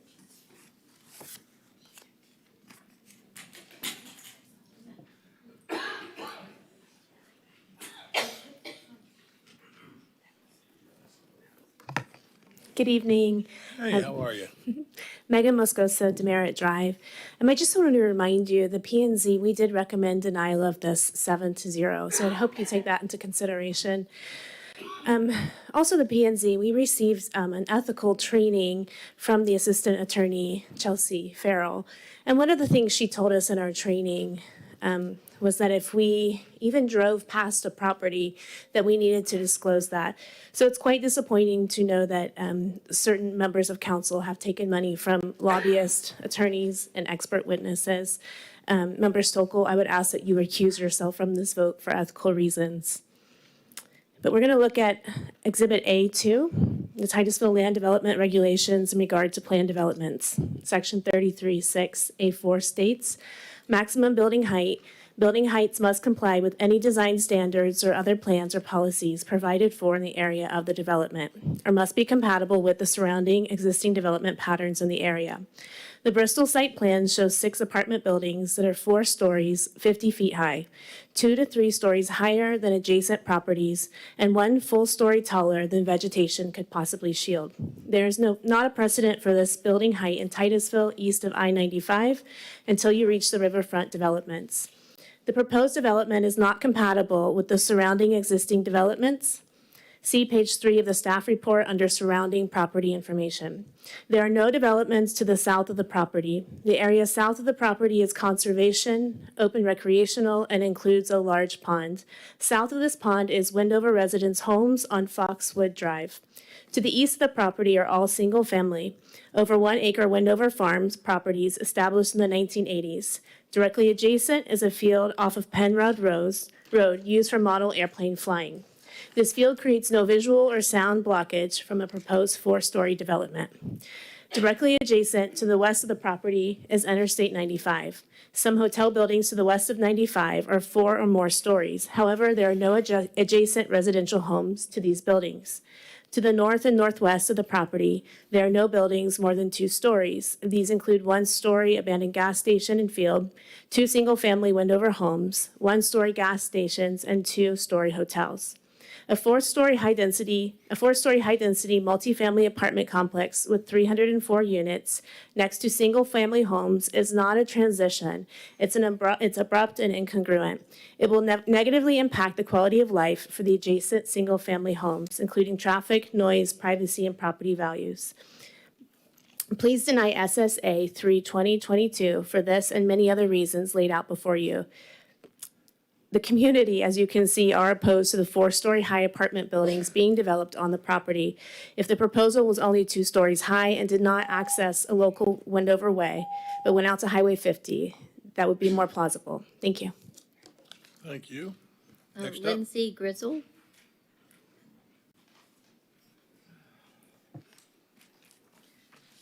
Lindsay Grizzle, 2605 Gator Trail.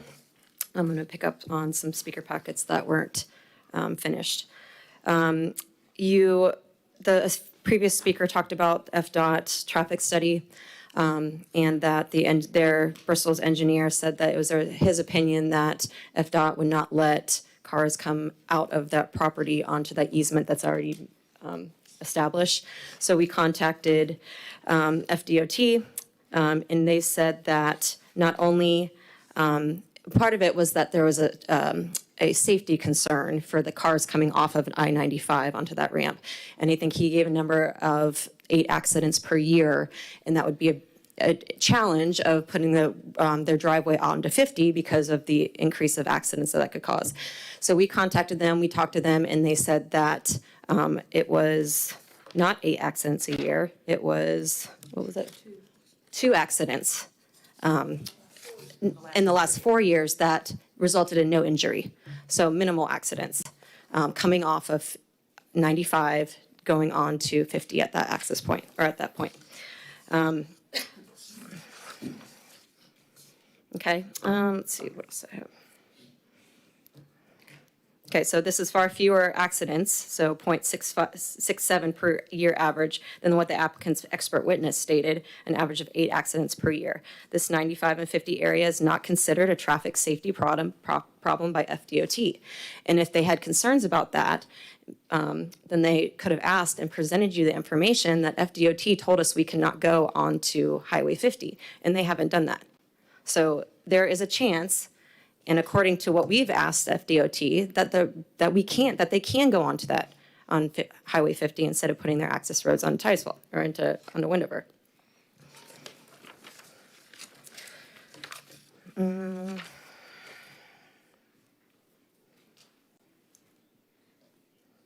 Okay, I just wrote something while I was sitting there, so I'd like to read it. So in regards to the LLA, we've walked this together. You're willing to hear us and incorporate our recommendations from the research that our team was committed and conducted. And that was a month after month process that we worked together and supported the team and supported the city with our recommendations, at which some of those were adopted. We are here and trusting that you will uphold your comp plan for the good of all of the comp plan for all the residents in Titusville. So this is a section of the comp plan that if you choose to violate it by voting for this access point and this development to go on to Wendover, it's setting the precedent that all of the comp plan is not, should not be taken seriously. I'll do it. Thank you so much. Mayor, I have a quick question. Yes, question. Yeah. You might not know this, Lindsay, or somebody, but in regard to your comment about they may be able to exit onto 50, is that based on your conversation that with FDOT that they just haven't asked them yet, so it's potentially possible? So you're saying that we don't know because they haven't even asked to see if that's possible? We don't have any documentation on that? We asked them in a situation where a land use and a zoning is required to go onto an arterial collector road. Mm-hmm. And the arterial collector road is at a point such as 95 and 50. Coming off of that ramp, there's a requirement for the number of feet before that driveway. Okay. Right? So that's what we said. In the event that that property cannot access Wendover Right. and must access our arterial road, what happens then? And they said we cannot deny a property from accessing their collector road, and that they can work, that they would work with the applicants to come up with other further solutions as far as changing the yielding structure of 95. So they said there is numerous number of options that they could present and that they could have communicated with them about regarding the access point. Okay. I'm sorry, I have a further question on that, and this might be for the applicant, is do you have access with where you own your property to get onto 50, or would you have to go through somebody else's property to get on it? The access would be via an easement across our neighbor's property to the north. So we have a legal right to go across that property via the easement. But again, our experts and our correspondents that will present in rebuttal with FDOT state and show that they would likely deny that access. Okay. All right, thank you. Thank you. Can I add this? Go ahead, Member Nelson. And I was just going to add this because this is from Ms. Klinger's paperwork. And it basically says, FDOT is unlikely to approve direct access to SR 50 if it is less than 100 feet from the tapered end of I-95. So, I mean, we've all driven that road. I mean, it's Titusville. We drive 95, we get off, whatever. And looking at the map, it looks really close. So I would sort of suspect they're not willing to do it. All right, now next card. Connie Milton. You're passing that down, right? I'll say this, there's extra rows now on this one, so I'd like you to look at the extra rows. The expert witness, Don't start, yeah. yeah, pass it on We'll down. make it down. Thank you. Okay, so But I can't get it apart. There we go. Connie Milton, Wendover Farms. Okay, here we go. Clock. There's extra rows on here. The expert witness, one of the, Mr. Steele, in fact, I think, had said it was 750,000 ad valorem taxes. Wow, that was supposed to be, wow, wonderful, right? Well, the reality is, in comparing all these other apartment buildings within Titusville and the single-family homes within Titusville, the reality is not 750,000 ad valorem. Maximum, if you compare to this Solar Mare, the maximum would be 630. But Solar Mare's got 9 buildings, not just 6. Okay? It's 20 acres, but it's got 3 more buildings. So reality is it's more going to be like an ad valorem of 400,000, but Titusville, if you look at the comparison of all these, Titusville would get maybe 150,000 of that ad valorem. You would get about 28,000 of non-ad valorem out of this property. So 750 ain't it. The other thing is the FDOT. When we spoke to FDOT, they indicated that they would not insist on the 100 feet. They could reconfigure that exit ramp, put a light there, and they would work with the landowner to get onto 50, because your requirement says they have to use a collector road or arterial road for a development like that. So FDOT would not deny access. You've got an existing access right there. It's a gas station. They do it all day long, right there. So that 66-foot wide easement, if you look at that survey that we've been showing you, the 66-foot wide easement right here is right next to that gas station. In fact, can use part of that the concrete that's there for the bus stop and the truck stop. The concrete's right there. So it's been used for years. So there is no, and the FDOT said that they will work with the owner that has to have access onto 50. They would not deny them access. So that's not an issue. Do you, City Council, ever research what a so-called expert witness says? Or do you just assume, because they are, quote, expert witness, that they will tell the truth or that they never make errors in judgment? We looked into this statement, the 750,000. That's the results. Those are actual on-the-ground results that you have in your Brevard County Property Appraiser's page today. You can look it up yourself. I've got a bigger spreadsheet that tells you who the owner is. And by the way, all these apartment buildings are owned from people outside of the state. Now, I think one's in West Palm Beach, but it's all not local people. And I generated the data by looking at Brevard County Property Appraisers, the Brevard County Tax Collector's webpage, and actual data from each location. Thank you, Connie. Sorry, quick, this will be, Got another question. Member Stokel. with your conversation with FDOT, was that just via telephone, or do you have anything that you could provide us that shows an email what they We got said? telephone conversation and emails, yes. You do have emails? Do you? In your package, that supplemental package that we gave you. The second one? Yeah, which exhibit is it second in one. there, just so we can look at it? This one, right? No, I don't need that one. C2? See,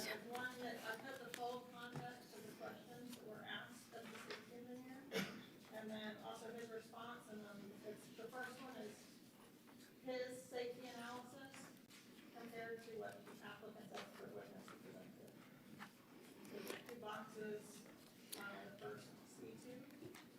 in our conversation with FDOT, they were looking at the actual exit ramp. They were looking at the actual data, exactly where we're talking about. It wasn't theory, it was the location. Okay, and I see the one email here. Okay, thank you. Thank you. Next up. Linda Crawford for Paul Malsbury.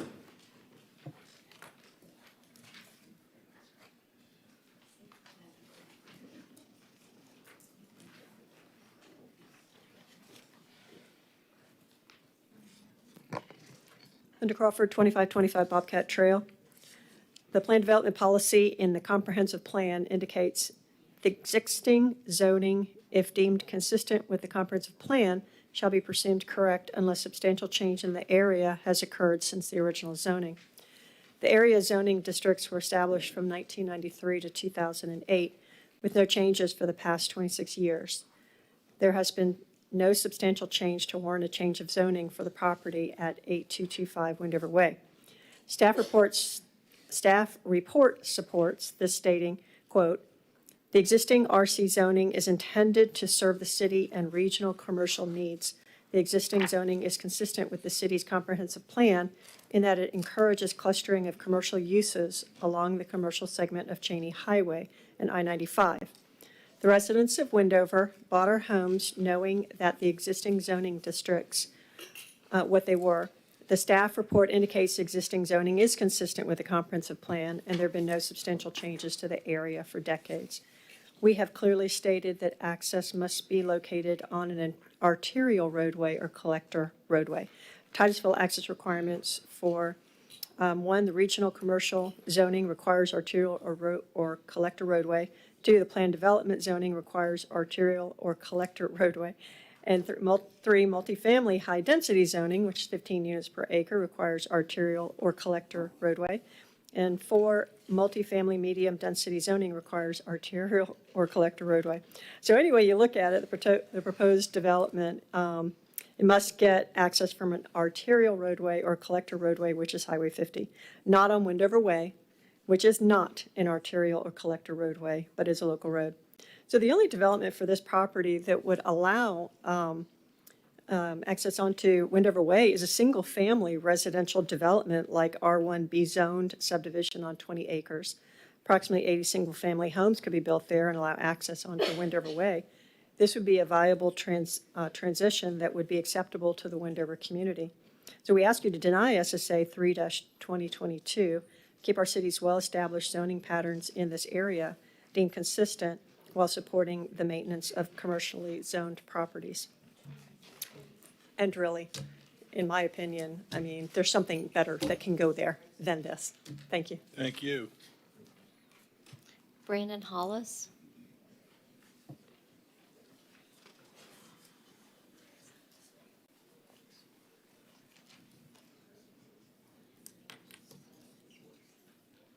Good evening. Brandon Hollis, 2877 Morning Dove Way.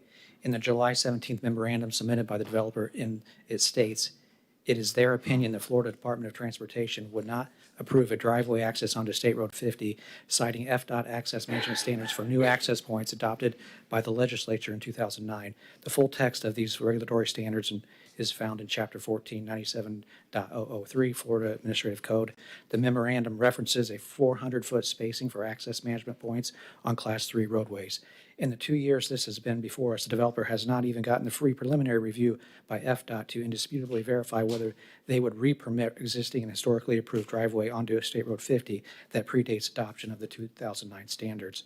Here is the FDOT policy, Florida Administrative Code 14-97.003.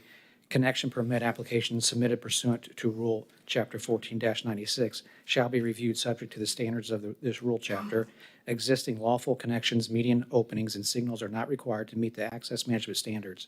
Existing access management features will generally be allowed to remain in place, but shall be brought into conformance with access management standards when significant change occurs or as changes to the roadway design allows. Today, FDOT has not held a public hearing to withdraw approval for the access onto Highway 50 from the truck stop, which is the exact location of the 66-foot wide Highway 50 easement access available for this developer to use. Now, going back to the June 19th P&Z meeting, Member Garott said he personally observed the intersection of Wendover Way and Highway 50 around 3 p.m. for 15 minutes and noted consistent U-turns being made in both directions, which he felt was not adequately addressed in the traffic report, and noted that what he observed would likely be worse during peak hours. He expressed his concern that the intersection of Wendover Way and Wendover Trail, which features a curve intersecting a tangential road with a single stop sign, could pose significant traffic issues. He said if there was any significant volume of traffic at that intersection, and I quote, "It's just absolutely not too good," he said. Mr. Garott's final statement was the following, and I quote, "As I read through the application, the data, as I've heard the presentation, the concerns of the citizens, and certainly my own concerns, from my experience, I believe that this is not the correct land use as a change requested in its principle, because I don't believe it can support its community with anything that provides for transportation to and from those residential units than a vehicle. I think the existing land use and zoning that's there in the commercial sense, and as was described, that there's not necessarily a hard fact line number and percentage of what we should have for commercial. If Titusville is in a transition where we're growing residentially and we're shrinking what commercial areas we have, it's going to become an imbalance if it's not already an imbalance. And when you add to that the fact that folks in this neighborhood, if the change is approved, are going to be forced to drive cars with no alternative available, period, I cannot support this request and I recommend denial," end quote. As with Mr. Garott and the entire P&Z Zoning Commission, who unanimously recommended denial, I also ask you to deny this rezoning request. Thank you. Thank you. Next up. Abby Hollis.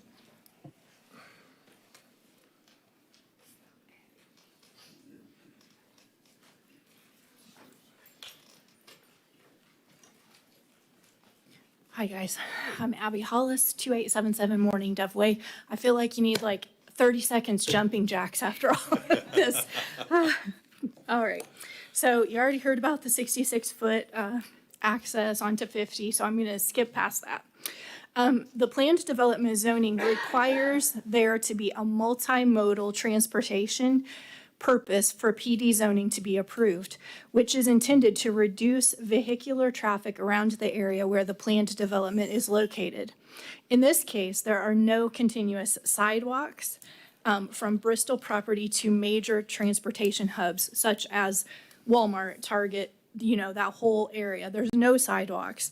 In the June 19th, 2024 email from City Planner Eddie, I'm going to botch his name, sorry, Eddie Galindo, to the P&Z board member Ted Garrod, it was confirmed that the Brevard County Public Works Department has no plans for sidewalk improvements in or around the area of Wendover Way, Wendover Trail, or on Highway 50.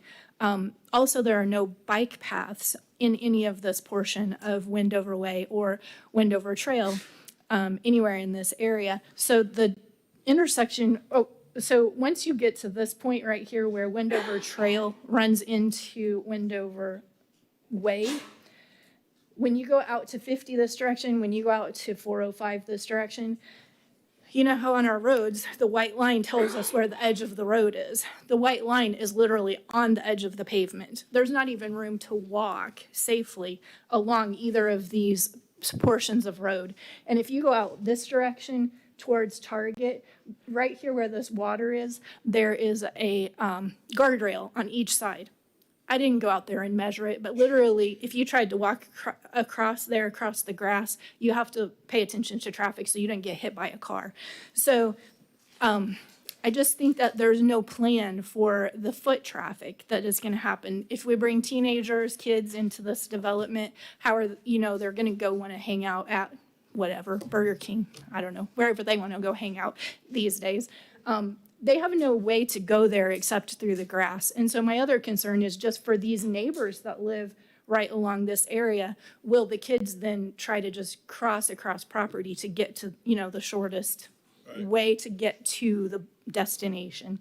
So I just ask that you guys would deny SSA 3-2022 and deny the CPA 2-2024. Thank you, Abby. Thank you.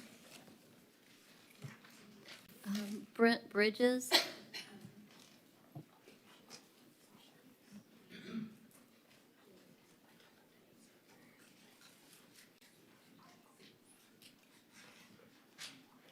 Evening, folks. My name is Brent Bridges. I live at 6375 Wendover Way. So we keep hearing that if this does not get approved, it could go live local act, meaning if the developer does not get his way with his development, then he will change his application to pursue the apartments on the live local act. Live local act, correction. This is a scare tactic and not likely to occur or get approved. See Exhibit C3, which is January 9, 2024 letter from city staff Mandy Lamont, Deputy Community Development Director, to Kimley Horn, developer. This letter contains staff review concerns and applicable policy constraints for the Bristol project if pursued under Live Local Act. The letter identified that the proposal is not in compliance in multiple areas. Firstly, parking space requirement must be calculated at 2.5 parking spots per dwelling, that being 2 spaces common and 1/2 for guest parking. See City of Titusville Tech Manual, Transportation Infrastructure, Section 9.16, Table 9.16.4. In addition, the letter identifies that the proposal is not in compliance with this requirement. Multifamily medium density residential R2 and regional commercial RC developments require the parcel to be abut or be adjacent to an arterial or collector road. Wendover Way is identified as a local street. Reference DRPM section 14.5.20.8, LDR section 28-306, LDR section 28-315, and City of Titusville Comprehensive Plan Policies 1.9.1, 1.14.5, and 1.14.6. Therefore, under Live Local Act, the access point must still be on an arterial or collector road. Additionally, the letter also identifies the width of the paved portion of the row of Windover Way is only 22 feet wide. The minimum paved width required for a local road is 26 feet wide. The minimum paved width required for Collector's Road is 38 feet. Additionally, the letter states that Live Local Act requires a mixed-use element. The mixed-use element of the development is missing per Ordinance 48-3023. Pursuant to Chapter 2023-17 Laws of Florida, known as the Live Local Act, at a minimum, 65% of the total square footage must be residential, but no more than 80% shall be residential. At a minimum, 20% of the total square footage must be commercial. New amendments to the Live Local Act that were passed in '24 and more are coming down the pipeline. One significant amendment includes height protections for single-family neighborhoods. Go ahead, And states that a property is adjacent to a single-family zoned residential parcel with at least 25 contiguous single-family homes, then the height will be restricted to the highest of the following 150% of the tallest adjacent resident or 3 stories. So for window farmers, that would limit to 2 stories tall. So scare taxes. Thank you. Yep. Next up. Jennifer Ramos, Ramos. Ramos? Not here? Okay. Jim is Thibaut.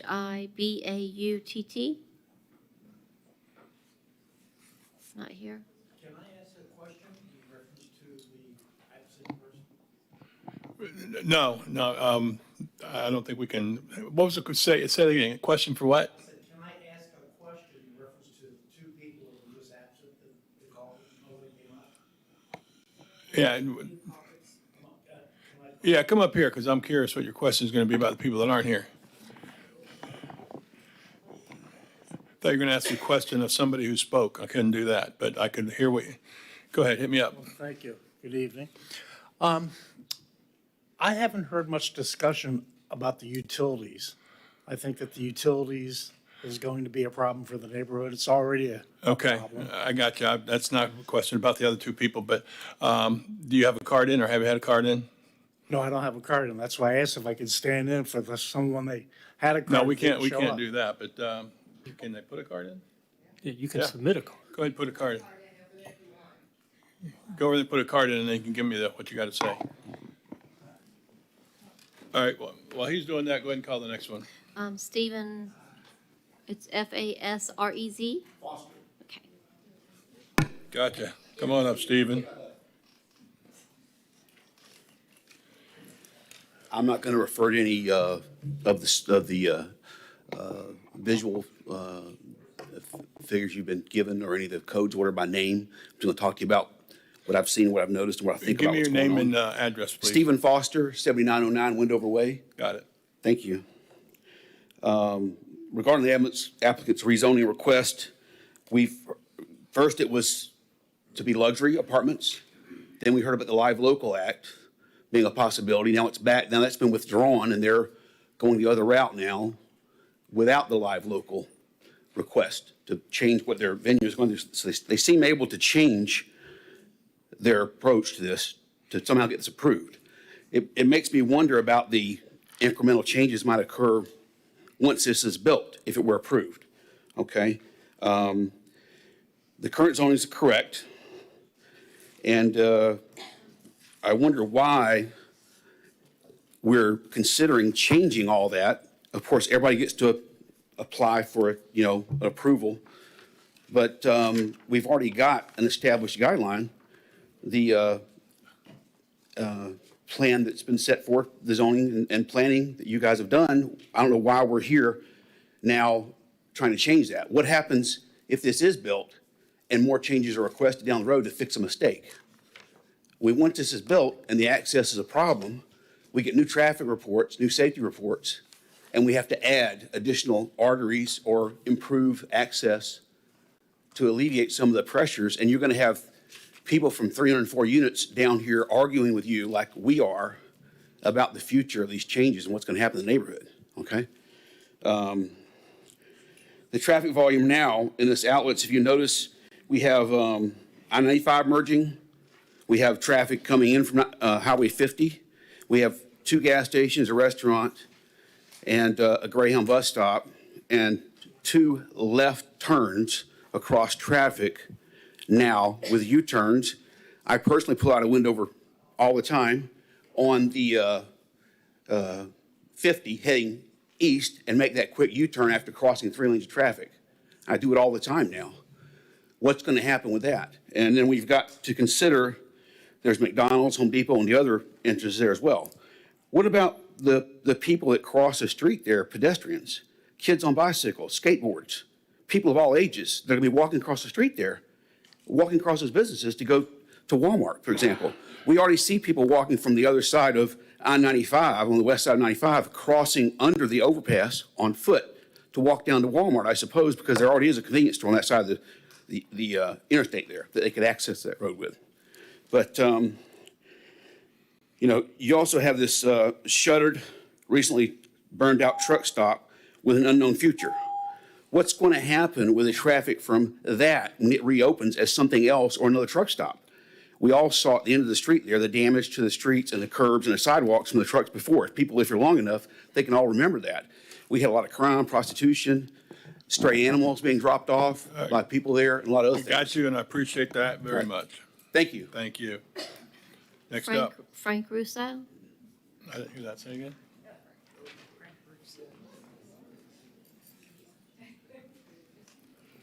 Oh, there he is. There you are. Okay. No, I had a problem. I couldn't see it. I didn't have my glasses with me. I get Fell that off too. the card. And the question was, I was at Name and the, address for the record, then do okay, your thing. name is Frank Russo, 7866 Wendover Way. There you go.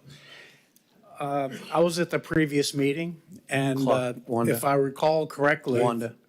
Clock. Oh, okay, go ahead. I'm sorry. If I recall correctly, when the developer made the presentation, he was stating that he's trying to use the analogy that if you leave it commercial, you have to replace all the force mains of the sewer lines coming from the plant, that it wasn't adequate to put in for a commercial project, but yet residential, it's okay that they can continue using the same lines. And my opinion is that I think it's going to overwhelm the utilities department as it is now, not even just for the wastewater, but for the water department. We have hardly any pressure now as it is, that they have really difficult times. And I think that it needs to be upgraded, and I think that the impact that the project would put on that, without considering that there's more that has to be done, to upgrade the utilities, I think that that's a major problem. And I haven't heard anybody really discussing, the utility part. Good point. I mean, that's not what what we're I going have to to answer, say. but. All right, anything Okay. else? Well, that's it. Thank you. Okay, thank you. Sandra Klinger for Sandy Russo. Thank you. Utilities, that's you. Yeah, nobody's really talked about that. Sorry. Sandra Klinger for Sandy Russo, 2680 Bobcat Trail. Thank you. I want to talk about just a couple of things. One being the council's latitude when it comes to land use decisions regarding how you feel about commercial property and the amount of commercial property you have in the city. There doesn't have to be a set number, whether it's 20% or whatever. It's just the council has the latitude to decide there is concern of attrition. And that's enough to make a decision that you do not want to change the commercial land use for this property. You've heard a lot of people, one thing we do agree with the developer's traffic engineer, Dust Black, is that when he stated people are going to take the fastest route to get where they want to go. That was at minute 229 of the public hearing. We agree with that. And we were, that's one of the things we've been asking for and complaining about from the beginning, is that their traffic study did not show trips to known destination points that are going to be attractants for people on the daily. Their analysis looked mainly at morning and afternoon, what they call peak traffic. But when you look at the actual traffic, even if you just look at Google, at how many trips, Google will show you a nice little graphic of how bad traffic's going to be when you're traveling somewhere. The peak here in this area of Wendover Way, Wendover Trail is midday. Now, their study looked at morning and night instead of midday and only accounted for 241 of 1,404 trips. Where's the analysis for these other trips? Where they're going? Imagine living in your rural residential home and having 1,000 more cars driving by every day. When we looked at the analysis, we just picked a few. Just say, okay, let's see, where is the shortest path that people are going to go? The one that surprised me was NASA. If you look at the Bristol driveway and you look at the shortest path to get to the NASA Causeway, it is into Wendover Farms, to Wendover Trail, and out. Now, you actually heard another one of the applicant's expert witnesses say the space program is going to boom. You heard the Bristol developer say they're planning a majority of their units are one bedroom. Who do you think that's going to serve? Space workers. That's why they would build one bedroom. So we have extreme concerns over what this is going to do, and that unfortunately their traffic engineer really only looked at level of service and did not look at the requirements for how the traffic patterns would impact adjacent residential areas. That's it. Thank you. Thank you. Next up. Jonathan, last name is DESA.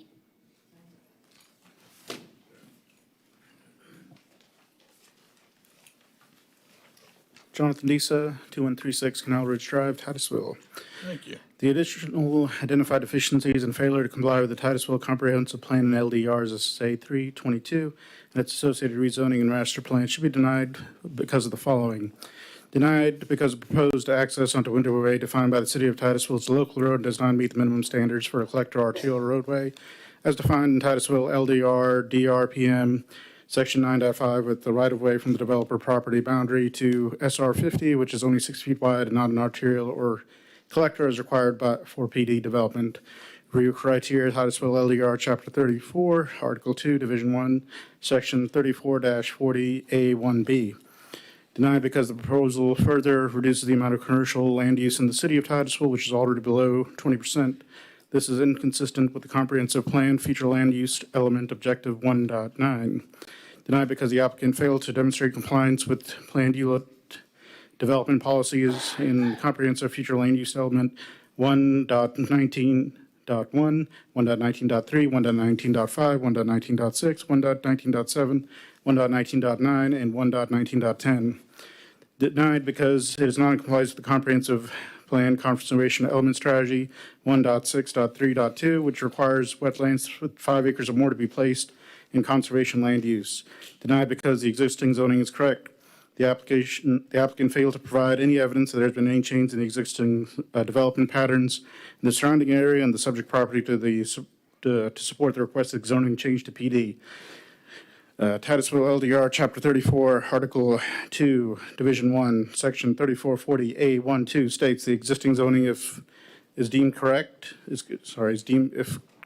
consistent with the comprehensive plan shall be presumed correct unless substantial change in the area has occurred since the original zoning. Review criteria, Titusville LDR Chapter 34, Article 2, Division 1, Section 34-40A2.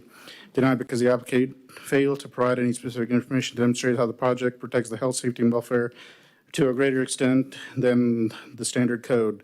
Review criteria, Titusville LDR, Chapter 34, Article 2, Division 1, Section 34-40A5, and PD criteria, Chapter 33-5A1. Denied because the applicant failed to provide adequate buffering to prevent negative impacts to adjacent residential uses. Review criteria, Titusville LDR, Chapter 34, Article 2, Division 1, Section 34-40A6. Denied because the proposal PD master plan failed to include a variety of residential designs. Review criteria, Titusville LDR, Chapter 34, Article 2, Division 1, Section 33-8A2C. Please vote to deny SSA 3222 and its associated rezoning and master plan. Deny CPA 224. Boy, you're good. Okay. Can I have 30 seconds or? Thank you.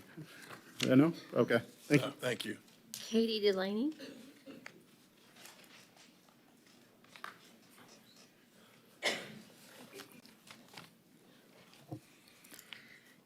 Hi. Hello, Katie Delaney, Cocoa resident.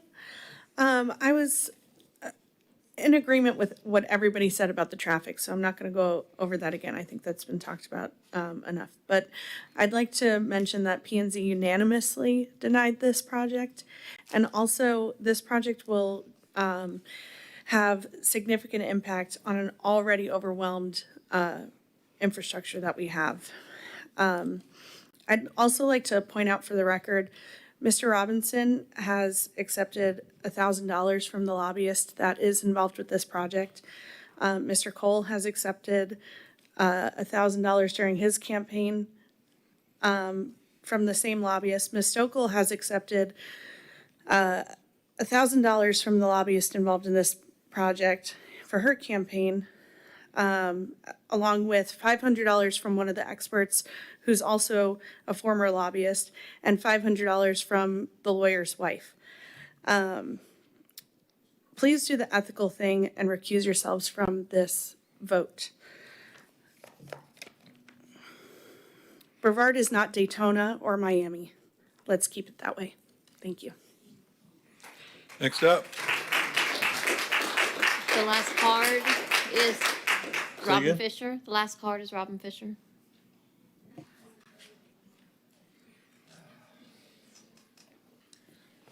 Robin Fisher, 1625 Garden Street. Good evening, council. I like to say, don't be intimidated and don't let your foot off the gas. Mayor, I'm a 35-year resident of Brevard. I'm in Titusville, really, 50-something Brevard. I have a small business, got a couple small business. I'm a commercial real estate business. I've also volunteer, homeowner. I've been in business since 1989. I'm a consultant, and I advocate for positive growth in North Brevard, and I will continue to do that. And the county says that if you do that and someone compensates you for it, you got to be considered a lobbyist. So I guess I'm a lobbyist, but I care about this community. And what I want you to know is I think it's very interesting to listen to the narrative that people think that we've got this big boom going on in this community. And so happened, I told you, I moved here in '89. In 1990, the population of Titusville was 39,609 people. We were ranked 687th in the U.S. In 2024, today, 34 years later, the population is 49,900 people. So what's happened is in the last 34 years, we've grown about 10,000 people. And if you average that out, that's about 300 people a year. Now, compare that to the rest of the county. Brevard County has grown 255,000 people. We've gotten 10,000 of them. Palm Bay has gone from 62,000 to 147,000. So they've grown 78,000 people in that same 34-year time frame. So the myth that we're busting at the seams, I'm just here to tell you, we're not busting at the seams. And I mention that because there's a group and there's some candidates that are running that want you to believe that we are at this huge growth mode and that we're gonna blow up. I want you to remember something too. Back in 2008 and 2008 and 2016, as y'all know, I served as your county commissioner. And this community was in dying strait. 2011, we were laying off people. People were moving away. And you know what? There was a magazine that came out, and this is what it said.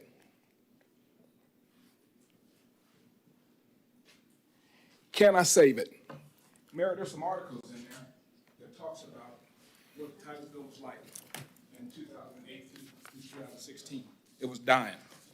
So well, my whole country dying, but this one was special. So, you know what? We changed the trajectory. We put the zone in place. We did Titusville Renaissance. We did Blue Origin. We put Titusville Landing, redid the mall. You know, there's a lot of things we did. Wow, 3 minutes go fast. Let me say this to you. Give me the same privileges that you give Wendover Farms. I pay a lot of taxes in this town, and so do 49,000 people. And if you Okay, wrap it up. let me wrap. Extended for a minute for a lot of people. but Just go like ahead. 49,000 Finish other up. people. I'm gonna finish up, Mayor. This is what I'm gonna say to you. Give me the same privileges. I got you. If I, I got you. and, All right. and that is, you got all this ability. I got you. Next card. All right, but with that said, like it or not, I have to take a quick break. So 5 minutes, don't leave, don't run around. It's gonna be quick. I guess we gotta do this. Real quick recess. I gotta go.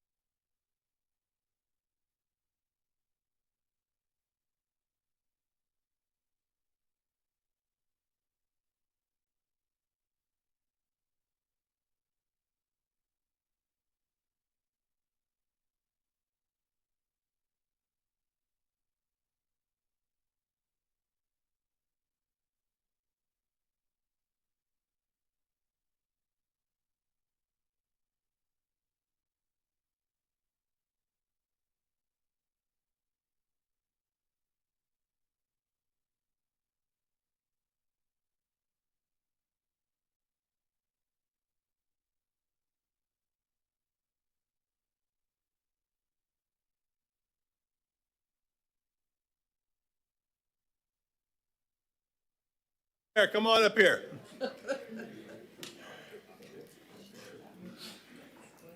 Now, Mr. City Manager.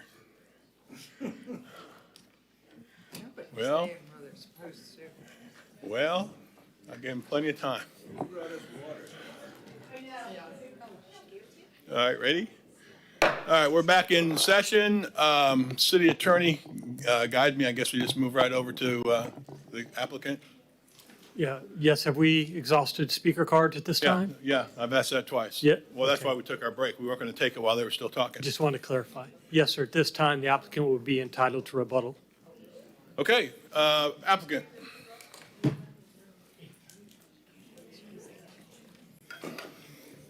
I'll just remind everybody to be respectful like you always are. So we'll continue on with that. Good evening. Thank you, council members. I say this with, the caveat that I do have multiple pages of notes here, but I'll strive to be as brief as we can so we don't go as late tonight. But we do have the predicate of laying the record for the court reporter. So I'm going to take some moments to directly rebut a couple of the statements that were said, and then in a more general rebuttal and reiteration of what we presented, unfortunately, 3 weeks ago because of the length of the meeting. First, just the commentary on, donations, and that's the First Amendment right of the public. If any of the council members feel that it creates a bias and they can't make an independent decision, they're free to recuse themselves. I noticed that the last speaker, Ms. Delaney, she didn't disclose to you all that she's taken a donation from Wendover Farms residents, but that's her right to stand up here and speak. So moving, past that issue. There was a comment that we made a statement that this project would cause the utilities to fail on the concurrency basis. That was not the statement that was made. We'll get into it later. It was a statement related to the utility lines that the city has currently running through the property that has a caveat in the easement that if the future development is interfered with by those sewer and reuse lines, and the city would have to relocate them at their own expense. It has nothing to do with concurrency. That concurrency in the staff report says that all indications are that concurrency is there. As there was a comment as to the multimodal walkways, we've agreed to put in the sidewalks and bike paths out to, State Road 50. And that was one of staff's conditions in their staff report, and we agreed to that. The only caveat was we requested, due to safety reasons, that we have the option to put it through the easement instead of on Wendover Way itself. Moving on the easement up to where the bus stop is, the Greyhound bus stop, and the local bike path that runs across there. And there is a local bike path there. If you drive by, it's painted on the State Road 50 that runs right along the boundary of Mr. Donnell's property and the Shaw's property where the gas station is located. There was a comment that the 2014 filling was done and that the easements were put in place apparently as some sort of, I don't know if he was meaning to, but it seemed implied that it was done without a permit. That 2014 filling was done via a valid St. John's Water Management District permit and a City of Titusville permit. And in conjunction with that filling, the landowner donated over 170 acres of property fee simple to the district along the St. John's, and in addition put the conservation easement that is on the property today. There was a lot of commentary that the St. John's Water Management District could maybe be unduly influenced by myself to remove that conservation easement. First off, any conservation easement of greater than 2 acres goes to a full board vote. So it would have to be a full board vote to remove that conservation easement. And if that is a concern of the citizens, the applicant has taken the position they'll grant an additional easement to the City of Titusville so that the conservation cannot be removed without the City of Titusville's approval. That's just trying to address this allegations that my fellow governing board members would act inappropriately. There was some kind of general commentary that there's a lot of comments about the surrounding development patterns. And we've got a lot of people that live 2.5 miles away speaking about, the immediate character of this development and the properties around it. Yet when it comes to the height concerns, they seem to ignore that 400 feet away from this property are multiple 4- and 5-story buildings on the other side of the road. And that this zoning as it stands today allows heights in excess of 45 and 50 feet, depending on the setbacks. And that's as it stands today. That's as the code sits.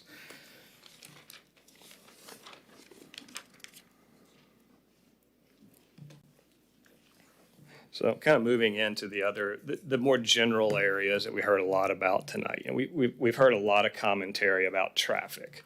And, I'd just like to point out that there's only 2 people in this room that have been qualified as experts in traffic. And that's Mr. Josh Black, the expert hired by the applicant, and the city's own traffic engineer. I'm just going to go with Mr. KB so that I don't butcher his last name, but, the traffic impact analysis, the traffic study, and all the methodologies and updates to that have been run through and approved by the city's expert in the traffic and the independent expert.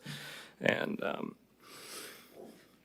none of the individuals that have spoken and given their opinions as to the quality of the traffic report provided any of background to provide competent substantial evidence testimony on the nature of that technical matters. This is probably going a little off, but I don't know if anyone's ever seen the movie The Big Lebowski, but there's a scene in the movie where Jeff Bridges, who plays the dude, is sitting there and he's kind of being talked to a lot. And he just finally looks up at him and says, well, man, that's your opinion. And that's what we heard a lot tonight on traffic was opinion, but they're not qualified to give opinion testimony on the matters. Quiet. So, but if we want to look at the observable facts of the traffic at that area, first, the existing traffic at State Road 50, the experts have shown that it's decreased by 15%, over 4,000 trips, I believe, was the number over the last 5 years. Going from 2018 to 2023. There was a lot of talk that, allegations that FDOT only told us and we didn't provide any communications regarding the access management and the FDOT's position on that. I'm going to enter into the record and provide to all of you all an email from Mr. Chad Lingenfelter.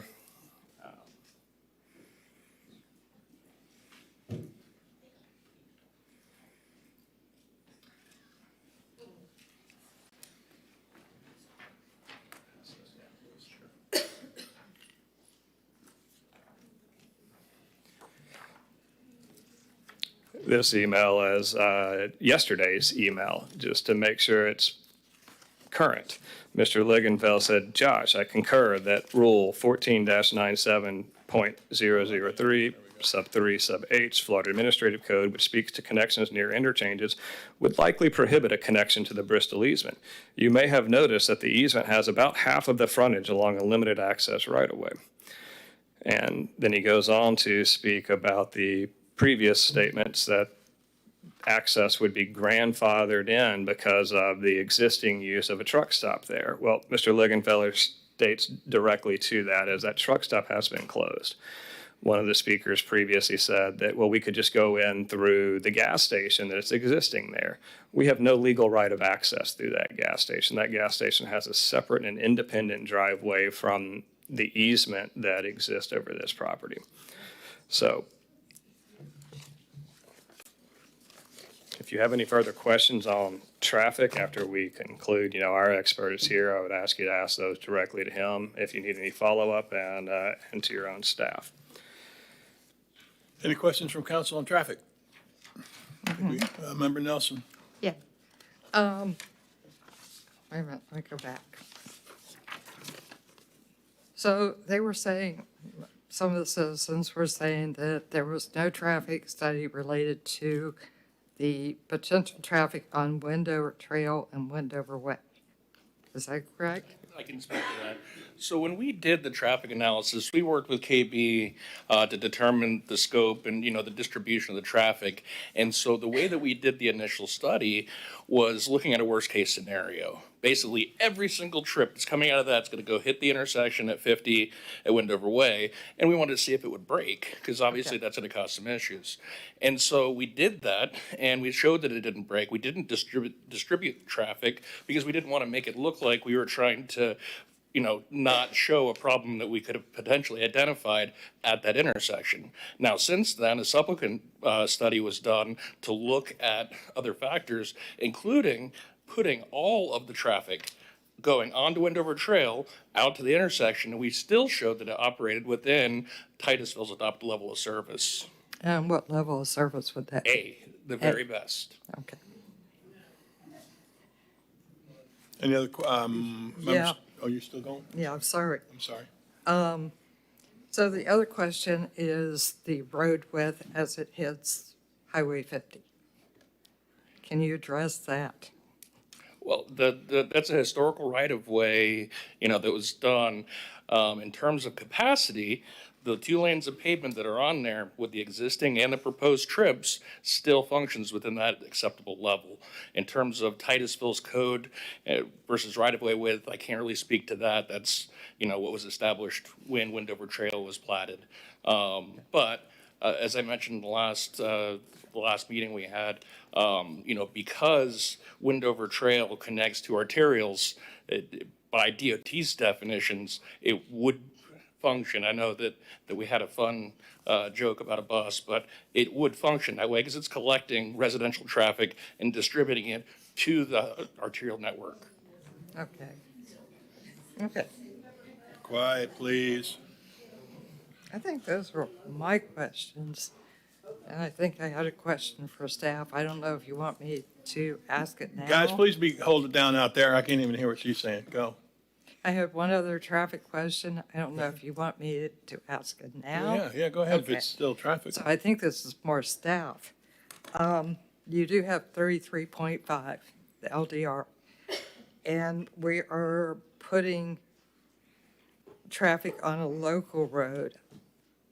But as I read it, it says, without creating traffic in residential areas.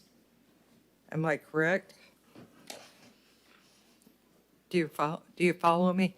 Am I making sense? 33.5 of the code, A2, what's been brought up several times about access? Yeah. Yes. You've stated it correctly with it. So I think what you're saying is because the second half of it, it says, without creating traffic in residential areas. That's correct. Okay.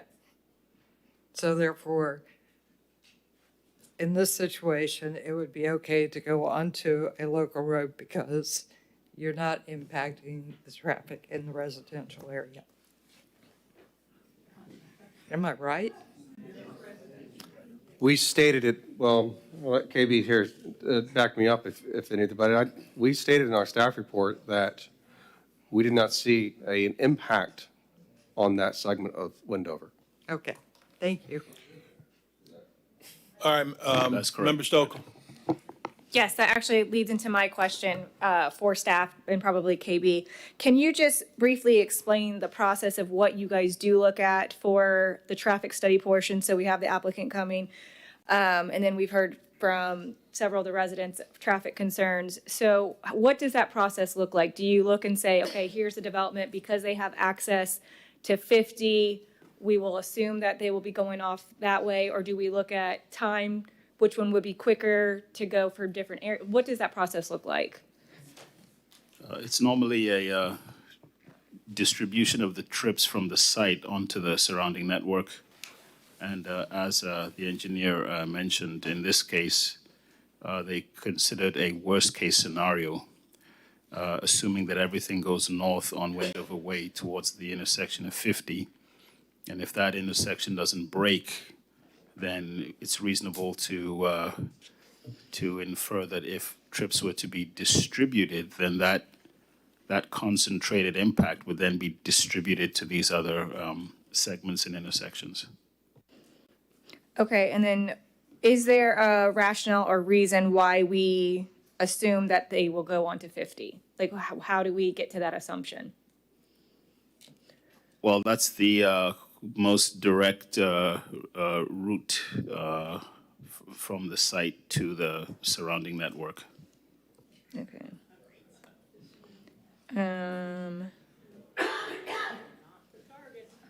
Okay, and then this is somewhat related, but can you define, it might get brought up again, the difference between a local road or collector arterial road? Because I feel like I've heard both in this situation mentioned. How do we define that, or what does that look like? And is there, I guess, gray area in that definition? Yeah, so local roads are to provide access to properties. And then arterials are to provide continuous travel, otherwise called mobility. So collectors are somewhere in between those two and provide the connections from the local system to the arterial system. And since they're in the middle, they provide some degree of access and some degree of mobility. So generally, that would be the function of collectors. Now, let's remember the collectors, it's a collector system. We wouldn't just isolate one road and say it's a collector, therefore that it's working within a system of collectors, which are typically interconnected and connect to the arterials, and in that way provide this dual purpose of accessibility and mobility. Is it possible for part of a road to be portioned as collector and then the rest of the road to be portioned as local? Let me look at my map. So when you look at the Titusville map,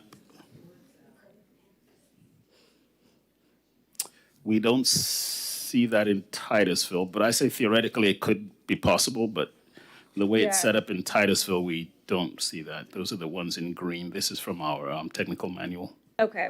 Yeah. Okay. That's all I have right now. Thank you. Any other traffic questions up here? I see none. Go ahead, guys. Thank you. All right. Thank you.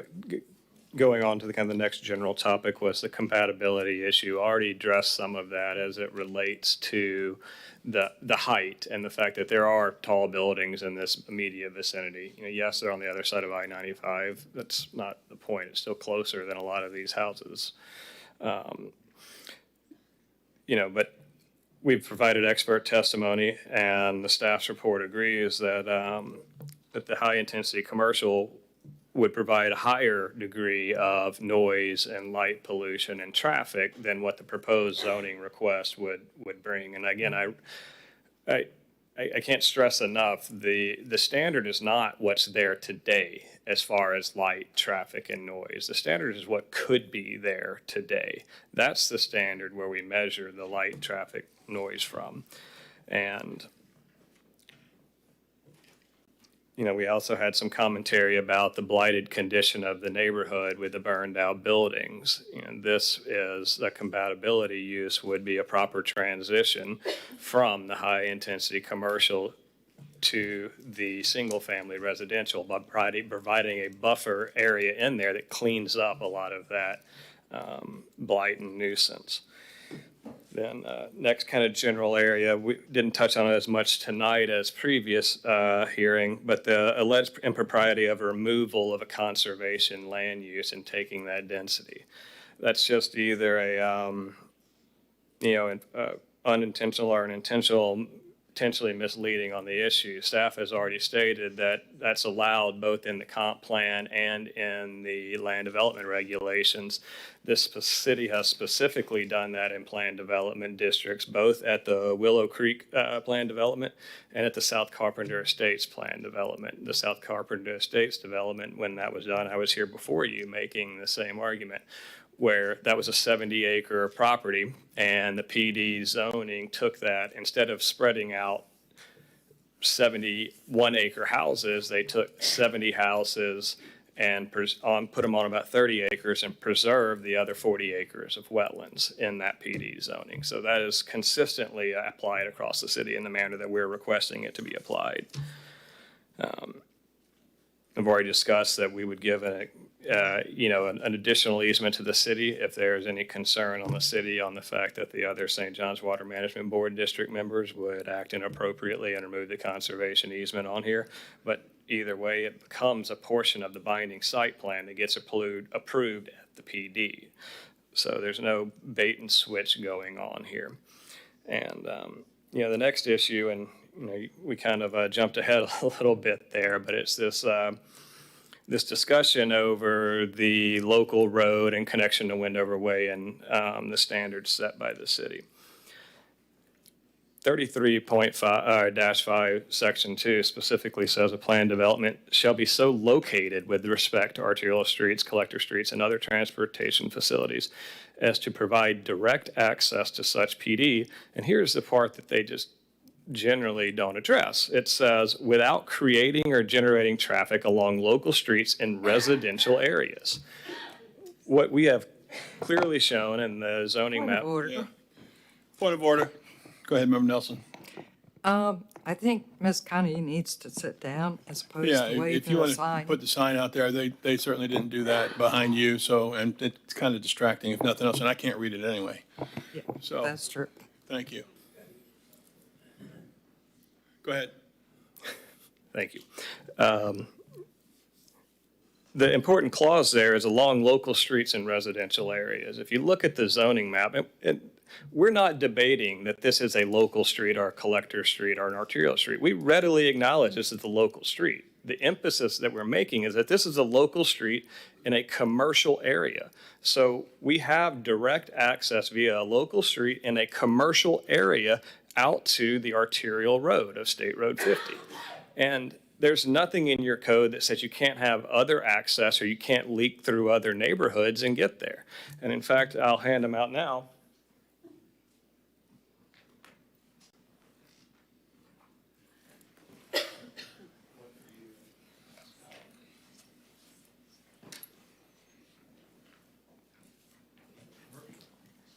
This is a collection of other PUDs and PDs that the city has approved over the years. The first page here is the Willow Creek PUD. I believe it's about 1,200 single-family homes. And, of note there, it does not connect to an arterial or collector road. It goes through a local road. I forget the name of it. It goes through a local road until it comes out and attaches to Grissom Parkway. But that local road is bounded by commercial properties, the exact same thing that we're asking for here. And the other point on the Willow Creek PUD is they utilize the wetlands for the density purposes, just as we're asking to do here. As it relates to the future land use side in the code, this is all residential zoning. There's no requirement for mixed use or commercial components required in there, like a couple of the future land use elements that are, questioned about as we're not complying with. We didn't request a commercial PUD. We didn't request a mixed use PUD. The code specifically states that 33-3A1 that the residential PUD may include single-family detached dwellings, patio homes, townhomes, multifamily, or combinations thereof. It doesn't say that you have to include various numbers of them, and the city doesn't apply that across the other PUDs. Your future land use does say encourage, but it doesn't say require. The next PD here on what I've labeled as number 2 is a recent PD that was approved by this council on JJ Road. The PD approved this with a single connection to JJ Road, which again is a local road in the city of Titusville. And this is again a solid only single family homes within this PD. So there's no variety of different housing products or styles. It's a single family zone PD that connects to a local road. The third one is Holder Road PUD. While this one does have a direct connection to Holder Road, it also has a secondary connection that comes through and brings it out to Dairy Road, and that secondary connection goes directly through a single-family residential subdivision, the subdivision that's highlighted in yellow there.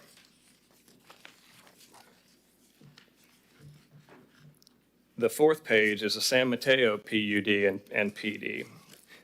This is, again, all single-family homes, no variety of housing in there other than the single-family homes. No problem with that. I'm just showing that that is consistent with the comp plan, the code, and the city's application of the same. And this one, this subdivision has direct access to Sisson Road, which is a collector road as defined by your tech manual. But it also has a secondary access through San Mateo Boulevard, which goes through a single-family residential local road neighborhood. So again, this is showing that there is nothing inconsistent in your code with allowing a secondary access that would go through a residential area, such as what would be arguably allowed if the residents leave this proposed PUD of the applicant and travel and come through Wendover Trail and exit out that way.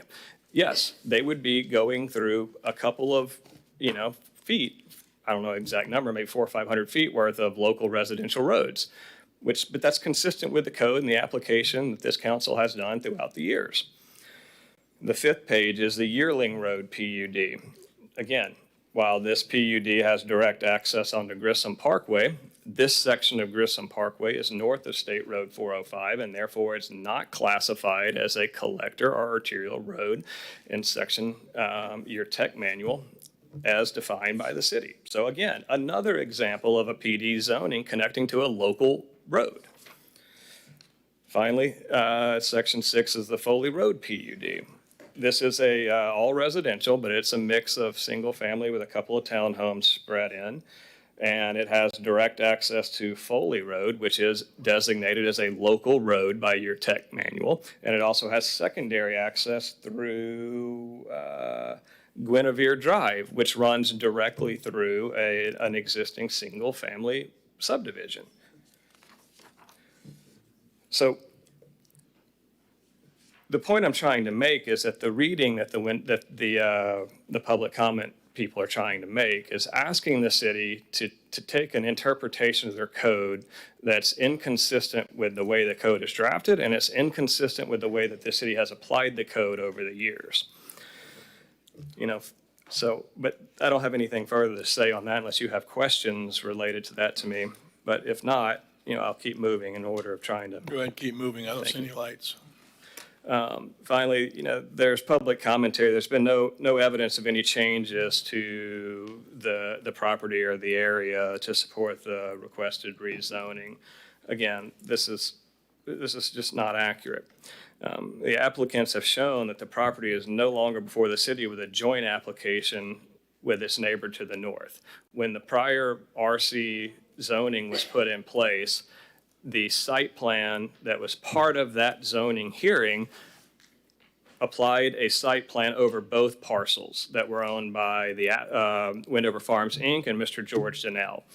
When the applicant in 2008 brought that forward, they had both parcels of property under contract, and they had letters of authorization from both property owners allowing them to proceed before this body with that site plan. That fell through. These properties are no longer under unified control. So neither property can develop without a rezoning hearing that removes that existing site plan.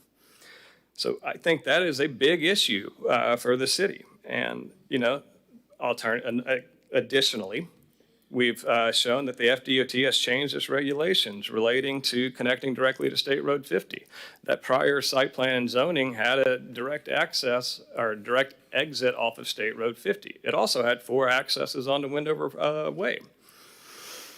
But that access is no longer allowed, as evidenced by the email from FDOT that's been put into evidence and our experts' testimony. We've shown that the traffic patterns have changed in this area. If you look at the 2008 site plan, it showed a traffic light at the intersection of Wendover Way and State Road 50 and a full cut there. Those are no longer there. FDOT has closed that from a full access point, and now it is what it is. So that is a big pattern in the development that has changed. And, further, we provided the expert testimony that market conditions don't support this property to be developed as regional commercial due to these changes and the tremendous amount of other commercial that has gone on since that time. I believe the testimony provided earlier was, I think we have 10 hotels in the area there, somewhere between 15 and 20 fast food. We have every big box store you can imagine. There is plenty of high-intensity commercial that has gone in this area.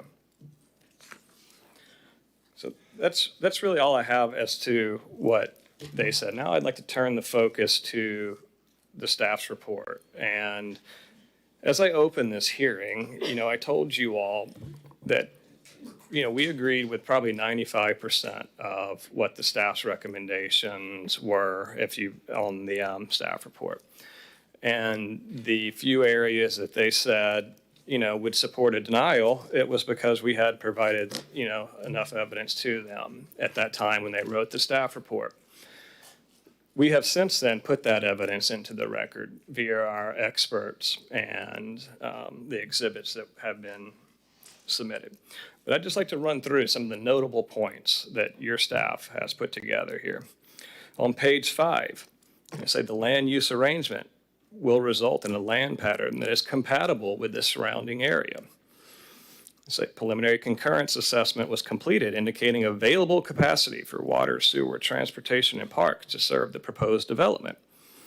The amendment will not require new infrastructure to serve the site. The master plan will not result in urban sprawl. The proposed residential land use within the context of the surrounding commercial and low-density residential land use lends to a sustainable development pattern. The request for a comprehensive plan amendment and rezoning is consistent with the comprehensive plan. The proposed development would generate significantly fewer daily trips than a previously approved conceptual commercial development. We've agreed to the staff's request as to the bicycle and pedestrian lanes with the recommendations as written. As we move into the zoning criteria, here are some other comment quotes from the staff report. The proposed rezoning to PD zoning district is generally consistent with the planned unit development land use. The proposed multifamily could be considered a less intense use with greater compatibility to the Wendover Farms community. Unlikely that the proposed multifamily will have an impact to the property values as compared to the potential commercial development currently permitted on the property.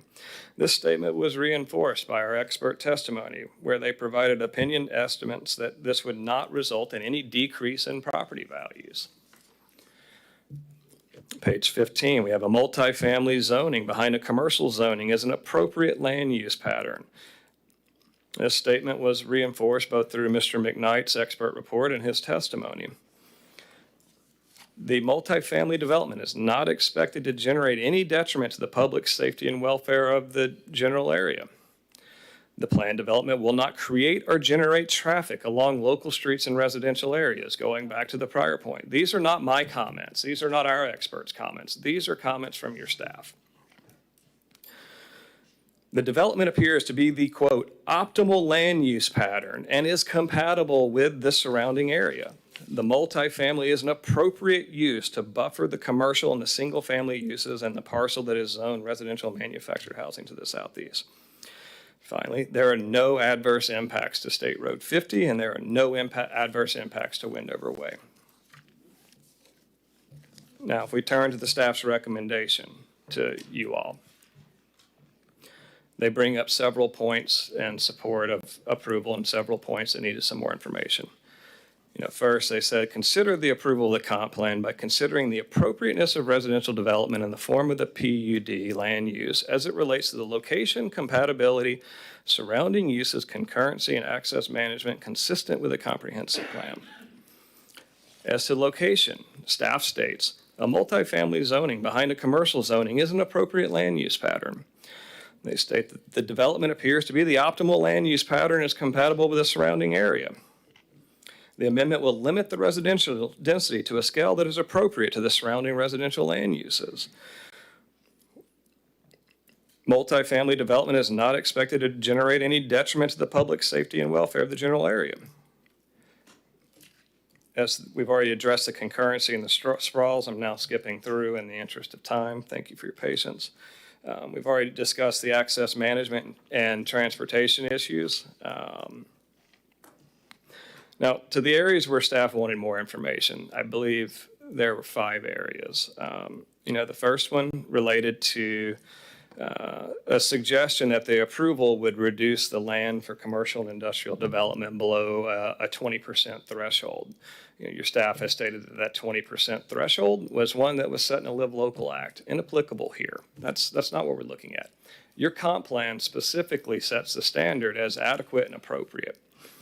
I'm going to ask Mr. McKnight to clarify his testimony and on what's adequate and appropriate as it relates to the commercial and industrial percentage. You guys are not held to an exact amount, but I'm going to ask him to come up now, if he will, and make some statements on that.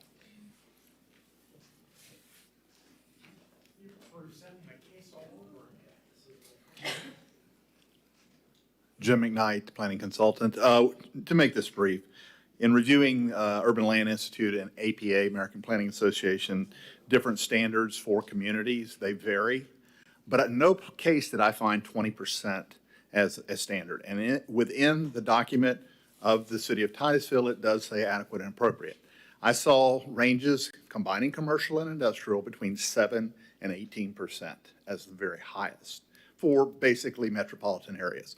Brevard County is considered what we call an SMSA, Standard Metropolitan Statistical Area. So I could not find anything that came up with 20%. So that's not a standard that's normal for, communities, but adequate and appropriate is, again, as determined by the viewer. So I would say it's a very high standard and probably not an inappropriate, and probably inappropriate for application here. Thank you.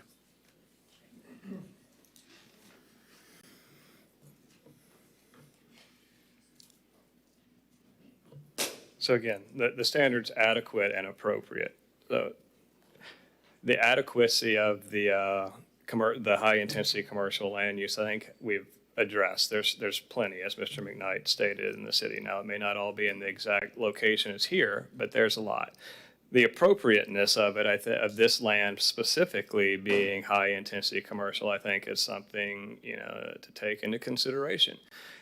As the experts have stated, it's not appropriate to put high-intensity commercial directly abutting single-family land use. That's also what your staff says. You are supposed to have a transitional buffer between those uses.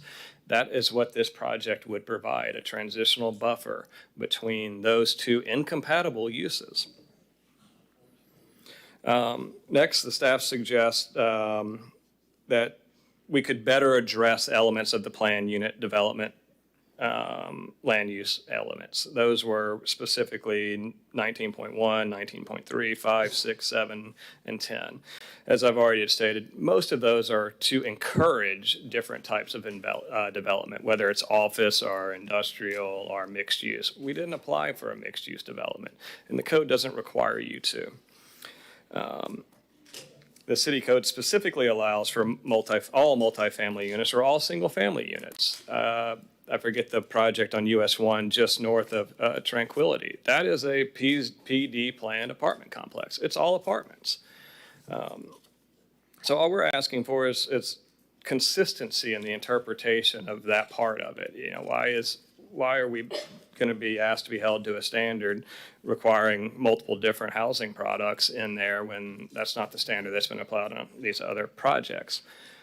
We do feel there is a variety of style. There's 1 bedrooms, 2 bedrooms, and 3 bedrooms. And if you want a single family home, you can go directly into Wendover Farms and move in there. This provides a variety of housing needs in that area. There's commentary that we didn't address the urban sprawl criteria. And that was specifically brought up in the direct testimony. And it's also brought up in the staff report. This will not result in urban sprawl. Mr. McKnight, Mr. Steele, and the applicant all provided testimony as to the strong market demand, the positive economic and fiscal impacts of this project. Those include, the direct investment of, I think the testimony was approximately $70 million into building this project. And, with all due respect to the prior commentary on the tax appraisers and the collections, the number Mr. Steele, the expert testimony provided, were those pulled from similar apartment projects that were first put on the tax roll last year. So that tax appraiser, she sets those numbers based upon the number of units, not the number of buildings or the acreage of the project. It depends on a variety of items, the number of units, the age of the product, the rent that those product charges. So there's a lot more than just the number of units. And then finally, the final comment that staff requested some more information was some more specific information as how the project protects the health, safety, and welfare to a greater extent in the standard code. Mr. McKnight's report directly addressed that in detail. It includes such provisions as reducing the expected traffic counts that would be generated by the existing code if that's built. It reduced the maximum building coverage allowed on the site below that, which would be allowed under the existing codes. It reduced the maximum lot coverage. It provided greater open space than required by code. It would remove the urban blight that exists there now. It increases the tax base greater than a commercial project would. And as we discussed, it removes a potential large liability to the city to have to relocate that sewer and reuse line in the event that a project, that sewer line would interfere with a future project. And this applicant is willing to modify that easement and remove that issue upon building permits and site plan approval. And that way the city can take that potential liability off its book forever. We have our engineer here. If you want him to, he can provide the testimony as to it, but it's about a $5 to $10 million expected cost that is the city's to bear if that line has to be relocated due to future development. This development allows us to put that to bed. That is no longer a city's problem.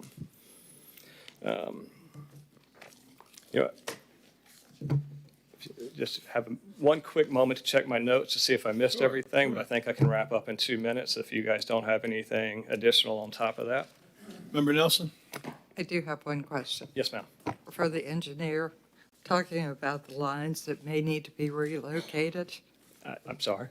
The engineer talking about the lines that need to be relocated. Could we have him talk about it for 2 minutes? Absolutely. It's your discretion. Reed?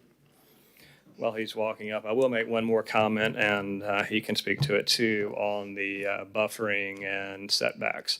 I think the closest building of height here would be, correct me if I'm wrong, but I think it was well over a football field's distance from these houses, and we're maintaining the mature vegetation. And just to reiterate that previously we provided and put into the evidence a line of sight exhibit showing, what that would look like. With that, I'll let Reed talk to the sewer. Yes, Reed Thomas. I am a civil engineer for the proposed development. As Cole had mentioned, the existing utility easement that is on the site has stipulation that if it will impact the future development of that property, then the city would be responsible for relocating those lines. Additionally, it states that those utility lines could be relocated elsewhere on our property. So with the information we have at this time, we've looked at potential other alternate routings, and we've estimated an approximate construction cost from anywhere from $3 to $8 million. The heavy portion of that cost would be relocating those utility lines across I-95. Of course, DOT is not going to allow disruption of their traffic. Therefore, those lines would have to be directional drilled underneath, and that is a heavy undertaking cost-wise, permitting costs, engineering design-wise. What are the chances of that happening?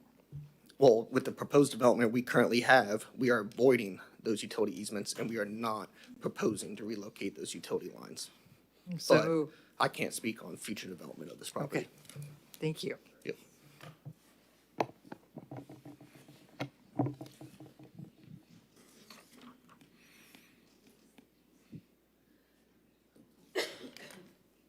unless you guys have any questions for me, that would conclude our rebuttal and comment.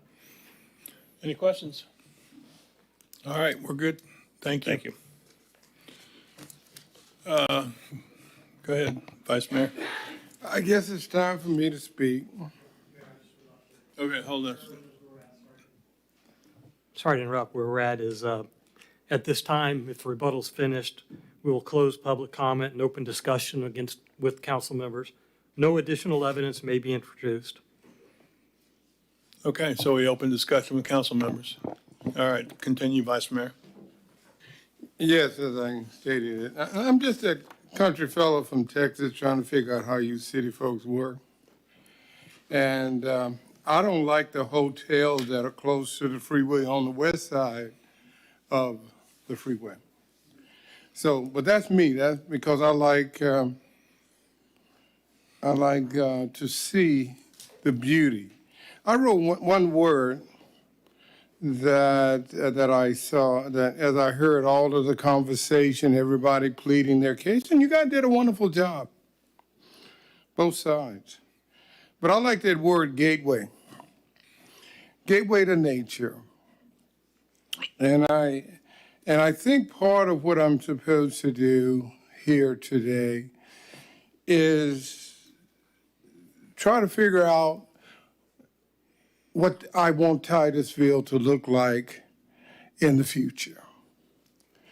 What the citizen has hired, kind of elected me to do, is just place safeguard over Titusville and keep it as close to nature and beautiful place to come in as I possibly can do. I travel a lot, and I've traveled all over the world, and I traveled down 95. And I just don't like the look of buildings right close to 95. I don't like that look. And this is not something that because of what has been said, if you can talk to a few people in this room today, they could tell you these were my thoughts 6 weeks ago. I have a tendency when I make up my mind, I'm that stubborn guy from Texas. When I make up my mind on something, you really have to have a good argument for me to change it. And I see Titusville as a beautiful city. I like Wendover, you know. If it wasn't so much water out there and mosquitoes, I would have built out there. You know, but it's too much water and mosquitoes. I like the new project that Cole is presenting, and I think it's beautiful. My opinion is that I want that property to house something else other than an apartment complex.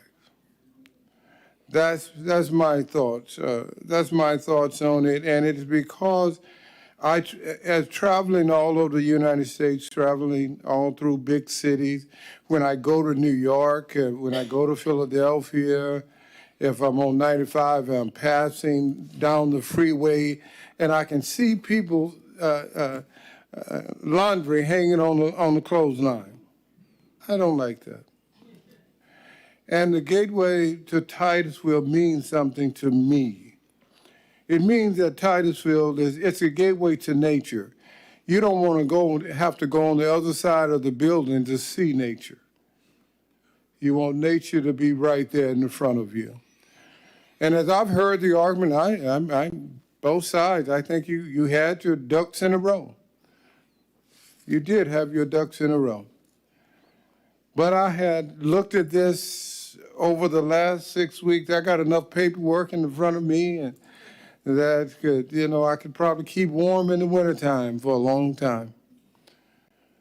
But to have, to do that for me, for Titusville, for the future of Titusville, to the rest of the people who are here on the dais, I think we only have 20% of commercial property industrial. I think we should keep it that way as long as we can. If there becomes an extra need for people to have housing because of overpopulation and stuff like that, then Wendover, I'm coming at you, because there will be a great need for housing. But just to do it for investments and for property, I think that my thoughts is that the property should stay on the commercial side more than residential. That's my thoughts, and if you want me to make a motion on my behalf, I will. We got lots to go. Member Cole. I have a different perspective on this, and my perspective is that land has been vacant for a very, very long time. We just had our budget meeting last week, and right now, our taxes that we receive from that property are pretty much nothing. My concern is we can say we want to hold on and have commercial there, but what commercial are we having? Do we have, as the old saying, a bird in the hand is worth two in the bush. We have somebody that wants to develop the land. The other thing that pushes me is the fact that if we do get commercial on that property, that we have to relocate that sewer line. That is additional monies that, like I said, we had our budget meeting last week. That is monies that we don't have and that we would have to take away city services from our citizens that are taxpayers within Titusville. That concerns me. I actually walked that site about 3 weeks ago when I went on a ride-along with TPD, and we went to a unhoused site out there. So I think we on council have a fiscal responsibility, and my thoughts are we have someone wanting to develop that property. We're going to infuse additional monies into our tax coffers, and I have a problem denying this. Member Nelson. I sort of agree with Member Cole, and in part because, Sarah and I walk the neighborhoods of Titusville, and when I think about it and think about adding taxes to the people, I'm really hesitant. And this is what it means if potentially we're going to have $3 to $8 million that we're going to lay on our people. And I got to tell you, Vicki came to me with an idea for Royal Oak. She came to me with a proposal, which may or may never work. I don't know. We'll see. But she had an idea of how she was going to pay for it. And I appreciate that. So you come to us, and I'm like, it would cost each of your households $10,000 to cover this, potentially. But you have no idea on how we're going to pay for it because this is what you want. And to me, that just sort of, yeah. But we have residents in our city that can't afford another couple $100 a year, bottom line. So that bothers me. And then we have the testimony, whether you like it or not, that high-intensity commercial is not going to work there. And thinking of the property, I'm like, I don't see it working there. So there's no access to 50. This would allow us to physically or potentially remove a liability and save a conservation easement. You're talking about 25 acres and approximately 9 or 10 acres being used and everything else being left. So I hate to tell you, Vice Mayor, but I'm sort of more on this side. I'm from Scottsmore. But that does bother me, and that concerns me. Yeah. As noted today, zoning is presumed correct unless substantial change in recent years has occurred. I think it's zoned correctly. Also noted, commercially zoned property is limited in our city, and commercial projects already been approved for this area. A commercial project's already been approved for this area. So to me, to use an old adage, if it looks commercial, like a commercial zone, it's already been approved for a commercial project, and the zone commercial, it's probably not residential. I would say, and I felt this way for a long time, if I was to look for a residential area, I-95 and Highway 50, I would say that I think that that's not where I want to go. I think it is more appropriate for commercial, and to be more specific, perhaps some kind of a truck stop right now. And I get there's not a lot going on there. But for the people who have that approved, they've got an approved project right now. And I haven't seen a place yet where people who want to do a project can't get it done. And I happen to think that trying to put a residential in there is almost like magic. It just doesn't look residential to me. It doesn't feel residential. And I'll go back to zoning is presumed correct unless substantial change in recent years has occurred. Several people said that. I had read that earlier in my readings, and I tend to agree with that. The gateway's great. Traffic's an issue. I don't care what traffic study's done. There's some kind of effect on the neighborhoods with traffic. However, I'm more focused on the fact that that is a approved commercial property, a zone, and there's a approved project that could go in there, and it's not residential. And that's kind of where I'm at. So I think cards are on the table. Member Stokel. Yep, no, I'll go. This has been one of probably the most difficult applications for me personally. I think since we've been on council, we see a lot of, lately at least, a lot of more applications for land use changes and rezonings. And you guys know this, I bring this map with me every time because I feel like the decisions we make up here really do impact our vision for the community and what Titusville will look like.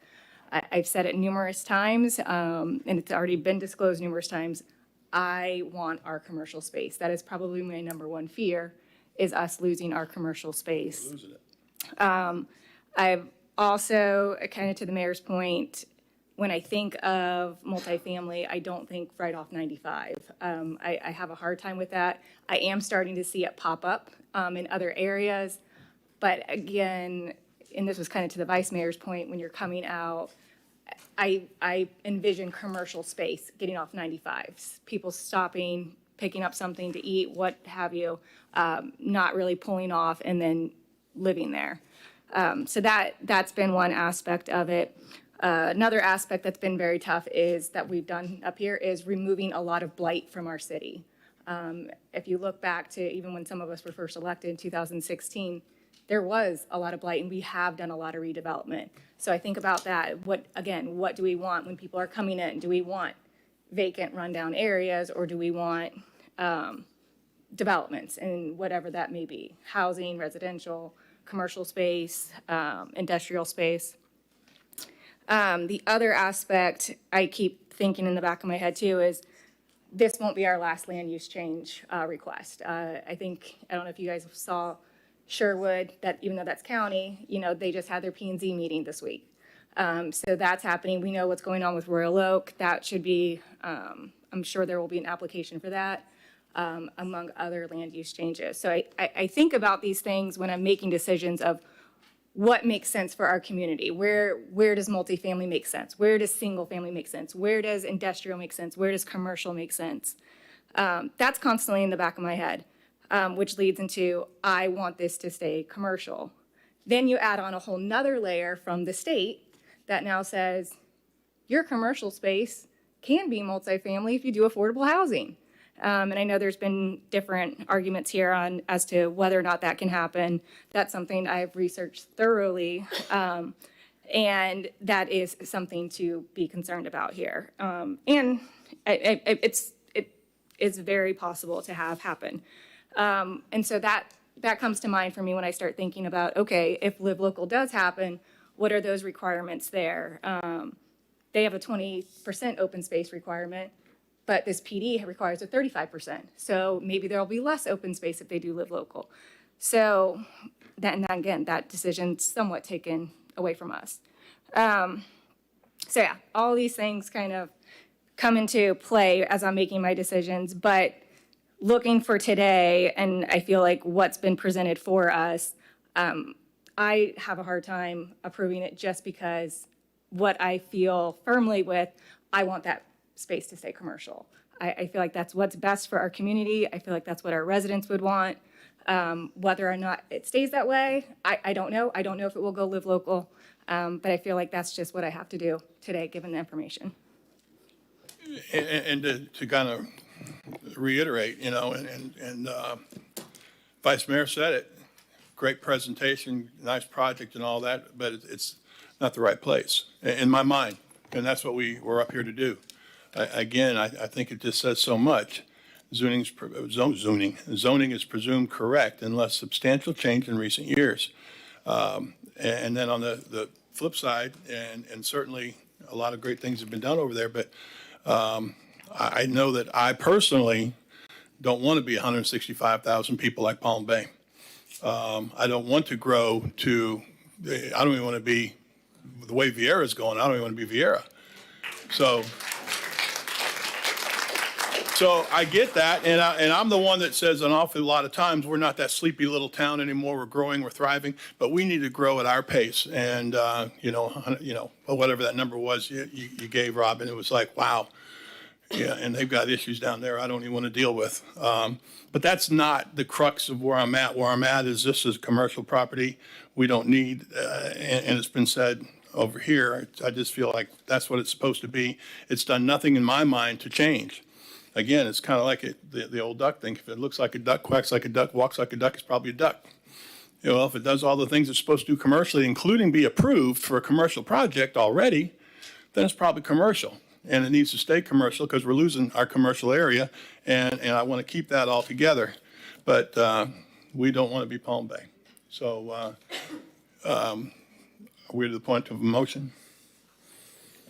I think everybody's said something. Just want to remind the council, this is a motion on the land use, which is your legislative decision.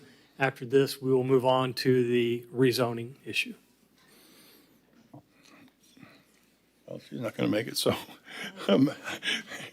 Member Sokol, do you want to try to make that?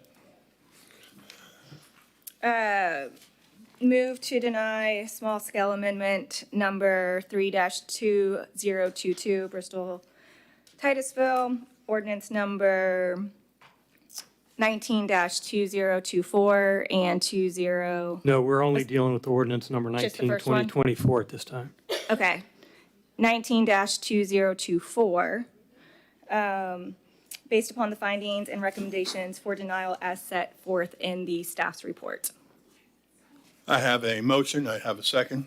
I have a motion and a second. Roll call vote. Vice Mayor Robinson, Yes. Member Stokel, Yes. Member Cole, No. Member Nelson, No. Mayor Diesel. Yes. Passes 3-2.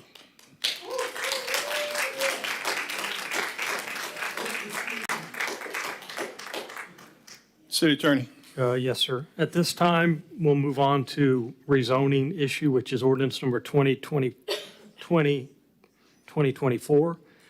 Just want to advise council that since the land use was denied, the current land use of commercial is existing on this property.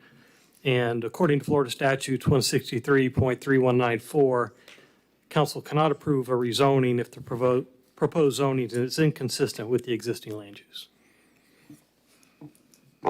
Just for the record, I'd like to make a statement that according to the matrix in your code, the PD designation is consistent with the underlying land use of commercial, for the record.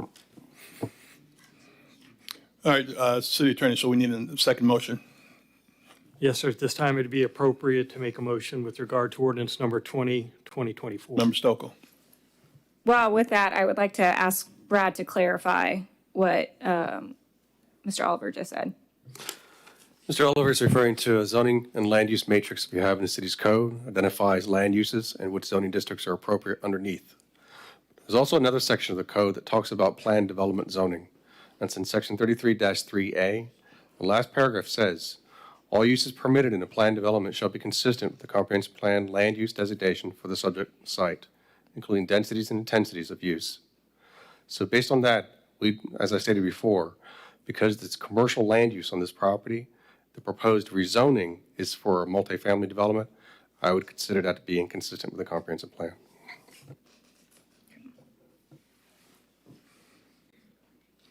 Member Stokel. Move to deny ordinance number 20-2024, amending ordinance number 5-1993 based on the denial set forth in the staff's report. I have a motion, Member Stokel. Go ahead. Okay. Well, the question was whether, It's whether or not the- compatible with the land use. I just want to make sure I That's- didn't quite hear the statement whether or not, right. Well, okay, Because again, you cannot approve land use, a zoning that is inconsistent with the land use. correct. Yeah, so based on it's not compatible with the existing land use. Correct. If that was I wouldn't make a motion for you. I just want to make sure I understood. not In your defense, I That said should be staff's added. findings, but Oh, I've okay. I clarified. want to clarify which findings you were. Yes. Member Stokel's made the motion. Vice Mayor. Second. Vice Mayor makes a second. Roll call vote. Member Stokel? Yes. Member Cole? No. Member Nelson? Yes. Vice Mayor Diesel? Yes. Vice Mayor, I'm sorry. We're good. Mayor I Diesel, got you. Vice Mayor Robinson. We're good. Yes. We're good. Thank you. It's the right thing to do.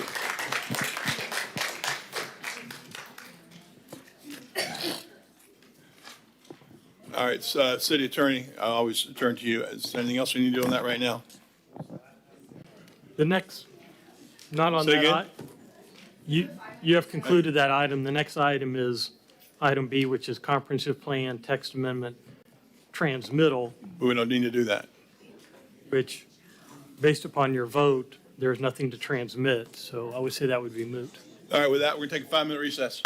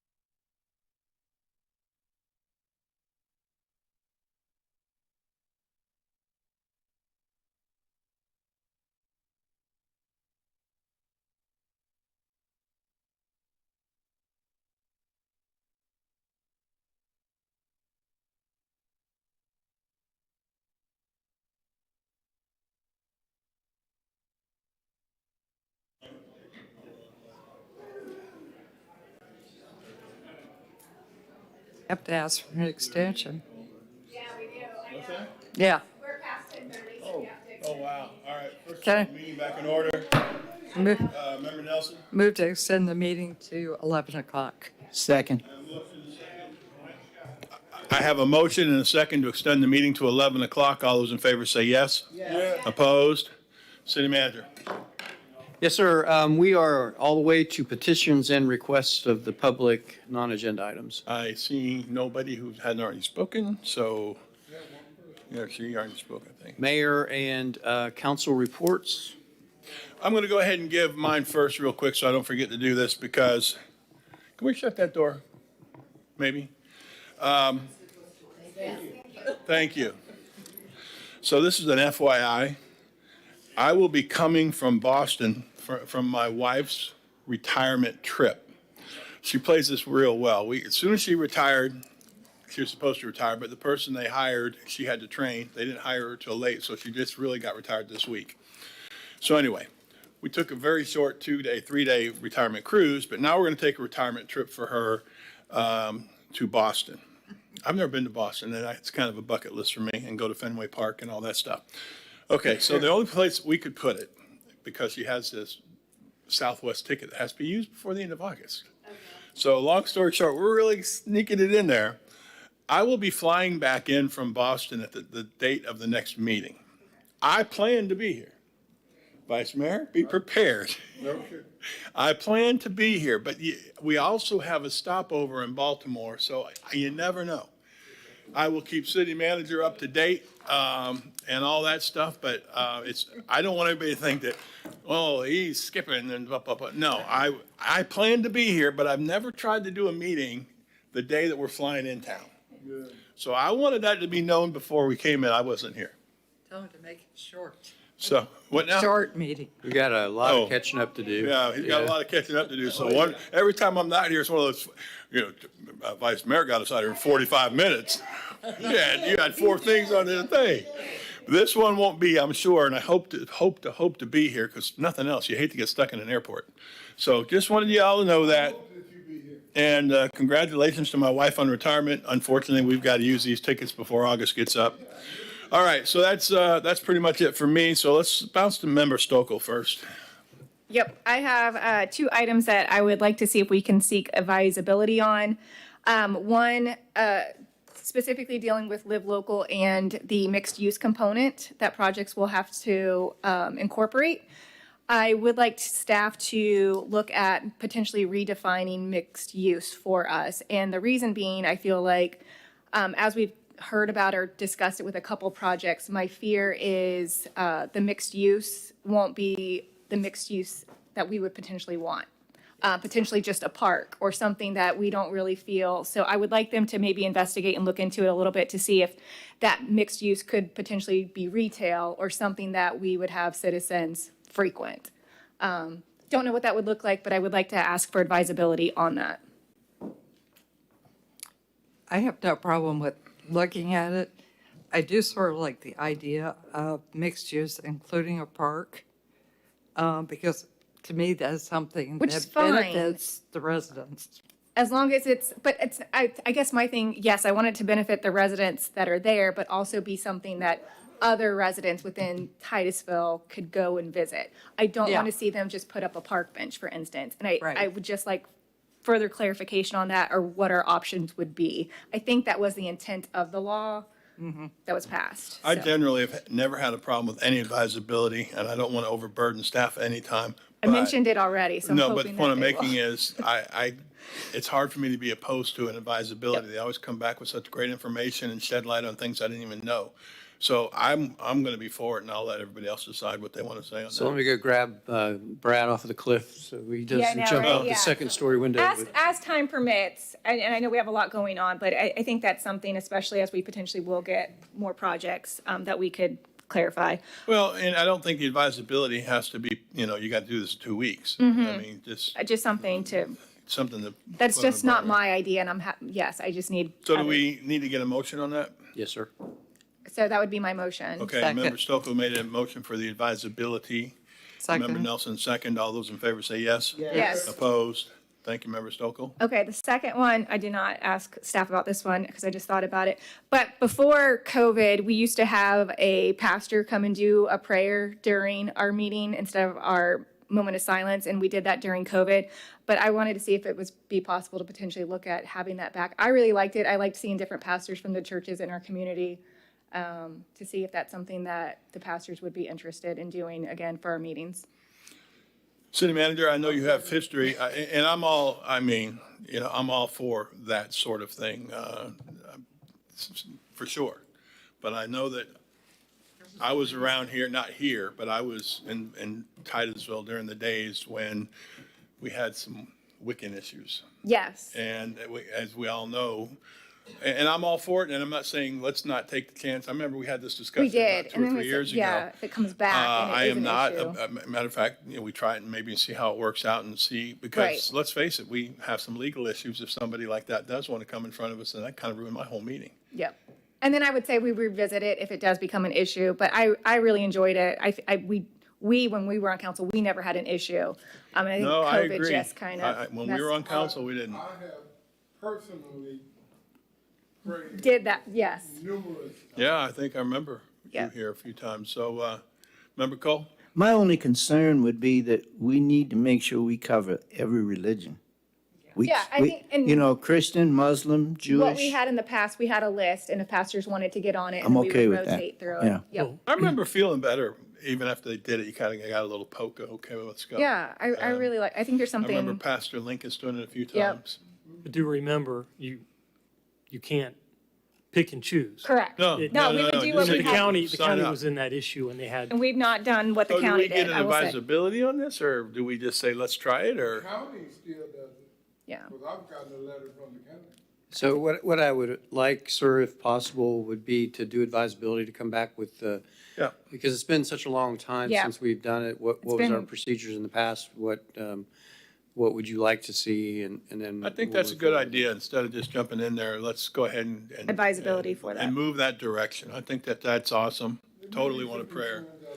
But I know that, So that would be my motion then, advisability on potentially having a pastor do a prayer as we've done in the past prior to COVID. there's a motion. Do I have a second? So let me make sure Wanda doesn't fall off the second story window on this one. Sorry. I have a motion and a second. All those in favor say yes. Yes. Opposed? We will get an advisability on prayer before. And my last item, not advisability, just informational. The vice mayor and I will be heading down to the Florida League of Cities annual conference starting tomorrow. Dang. And hope to represent you all well. We are excited.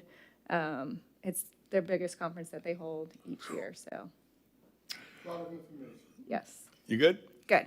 Well done, Member Stokel. Vice Mayor? Well, Sir, I'm Heading going to need uptown you. tomorrow. Member Stokel and I last night was having. Member Stokel and I was having roast beef, I think, or prime rib and chicken last night, and it was a good meeting, a good presentation. I had seen it before. A matter of fact, I came to Rotary and did it, talking about the Aquarium. aquarium over on Cape Canaveral. Yeah, we saw it at Rotary. Yeah. We got it at Rotary. We had that, and that's good. That's the area I retired from, so having an aquarium over, my ship tied up right across the street. Oh, wow. Yeah, so, but that's all I've done, other than, that other stuff that we having to do now because of it's the time of the year. But that's all I have. How about your placement at the dinner? Are you moving up the tables and all that? You've been there a while? No, but I have to tell you that she was so polite last night. Ooh. She came by and she said. She is in Member Stokel. No, she said, Joe, you know where I'm going. Meant she was going to the head table. Well, that might have been a little bit of, You're not. Yeah, there we go. All right, Member Nelson. But she was good. So remember last meeting, Tony had that idea of we need to get what we're doing for the river out to the public. National Nights Out is October 1st. And so I talked to Scott about it. I talked to Amy about it. She is going to ask the different agencies to maybe put a table out to sort of let people know what's happening with the lagoon. Because I sort of get tired of people saying, oh, nothing's going on, blah, blah, blah. And maybe having Public Works or some of the city employees come down with different booths setting up, talking about what's going on, what we're doing. I think that'd be really nice. And the other thing I wanted to say is the 3 Rotary clubs are going together to do a spelling bee. We're still working on that. No, Joe. No. So it will benefit the Playhouse and the Boys and Girls Club. I think it'll be fun. All of us are doing it. Unfortunately. Unfortunately, Even those of us that can't spell. I'm sitting at my team's table anyway. Yeah, I'm not my team too. So 2 of the guys from the Playhouse are going to MC. So I think it'll be fun. It'll probably be a little crazy. But yeah, I think it'll be worth it. Very good. Member Cole? Okay, next. Okay. Thanks a lot, Mr. Mayor. Just looking over you. I just want to commend Titusville Police Department. They formed a community service unit made up of 5 people led by Lieutenant Byrne. And I went on a ride along with them, and we visited several of the unhoused sites. The thing that they do that makes you feel good is they don't just go out and rouse these people out. They go in and they give them a pamphlet, and they offer them, it's a very humanitarian approach. If they want help with addiction, if they need to go to parish, or wherever they need to go, they are there. I actually witnessed one guy that they were working with, and that unit that he has is, they're pretty cool. And I would recommend that if anybody got a chance to go on it, it would be, it's actually an eye-opener to see. We went to one site that up on the tree was a security camera. Really? A security camera.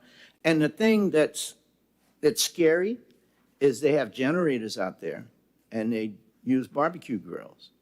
And it's in the woods. You can't see it. One of the sites is right across the street from the library. And, when we get into our dry season, if you're using a generator or something, there is a possibility to have fire. So they're doing a great job, and I just wanted to thank the TPD for forming that squad and the service that they're doing to our community, doing for our community is fantastic. Very well done. City Manager. Yes, sir. Just our attached is the third quarter FY24 strategic plan accomplishments for your information. And then the 2 budget hearing dates are 12 September 2024 at 5:30, and the final hearing is 26 September at 5:30 p.m., and that will finish up the budget, subject to your questions. Very good. City Attorney? Yes, sir. I have one agenda item for council's action, and that is with regard to approving settlement of litigation in the Doucette versus City of Titusville case, in which the claimant is seeking compensation for his medical expenses and injuries sustained as a result of a city garbage truck backing into his vehicle. I have the report in there that details the mediation resulted in a tentative agreement where the city would pay $127,500 to settle litigation. And according to city's defense counsel, Joshua Walker, and your risk management department, they agree that this settlement should be approved and is in the best interest of the program to settle the claim. So we're seeking for a motion from council to approve the settlement in the Doucette case. I need a motion. I'll make the motion. Approve the settlement of litigation in Doucette versus the City of Titusville and authorize defense counsel, city manager, or designee to execute the necessary settlement documents. That's a pretty in-depth motion for you, sir. That's my first one. Member Nelson, I have a motion and a second. All those in favor say yes. Yes. Opposed? Passes. Anything else? Brad, anything you want to say? No, sir. You want to go home? All right, meeting adjourned.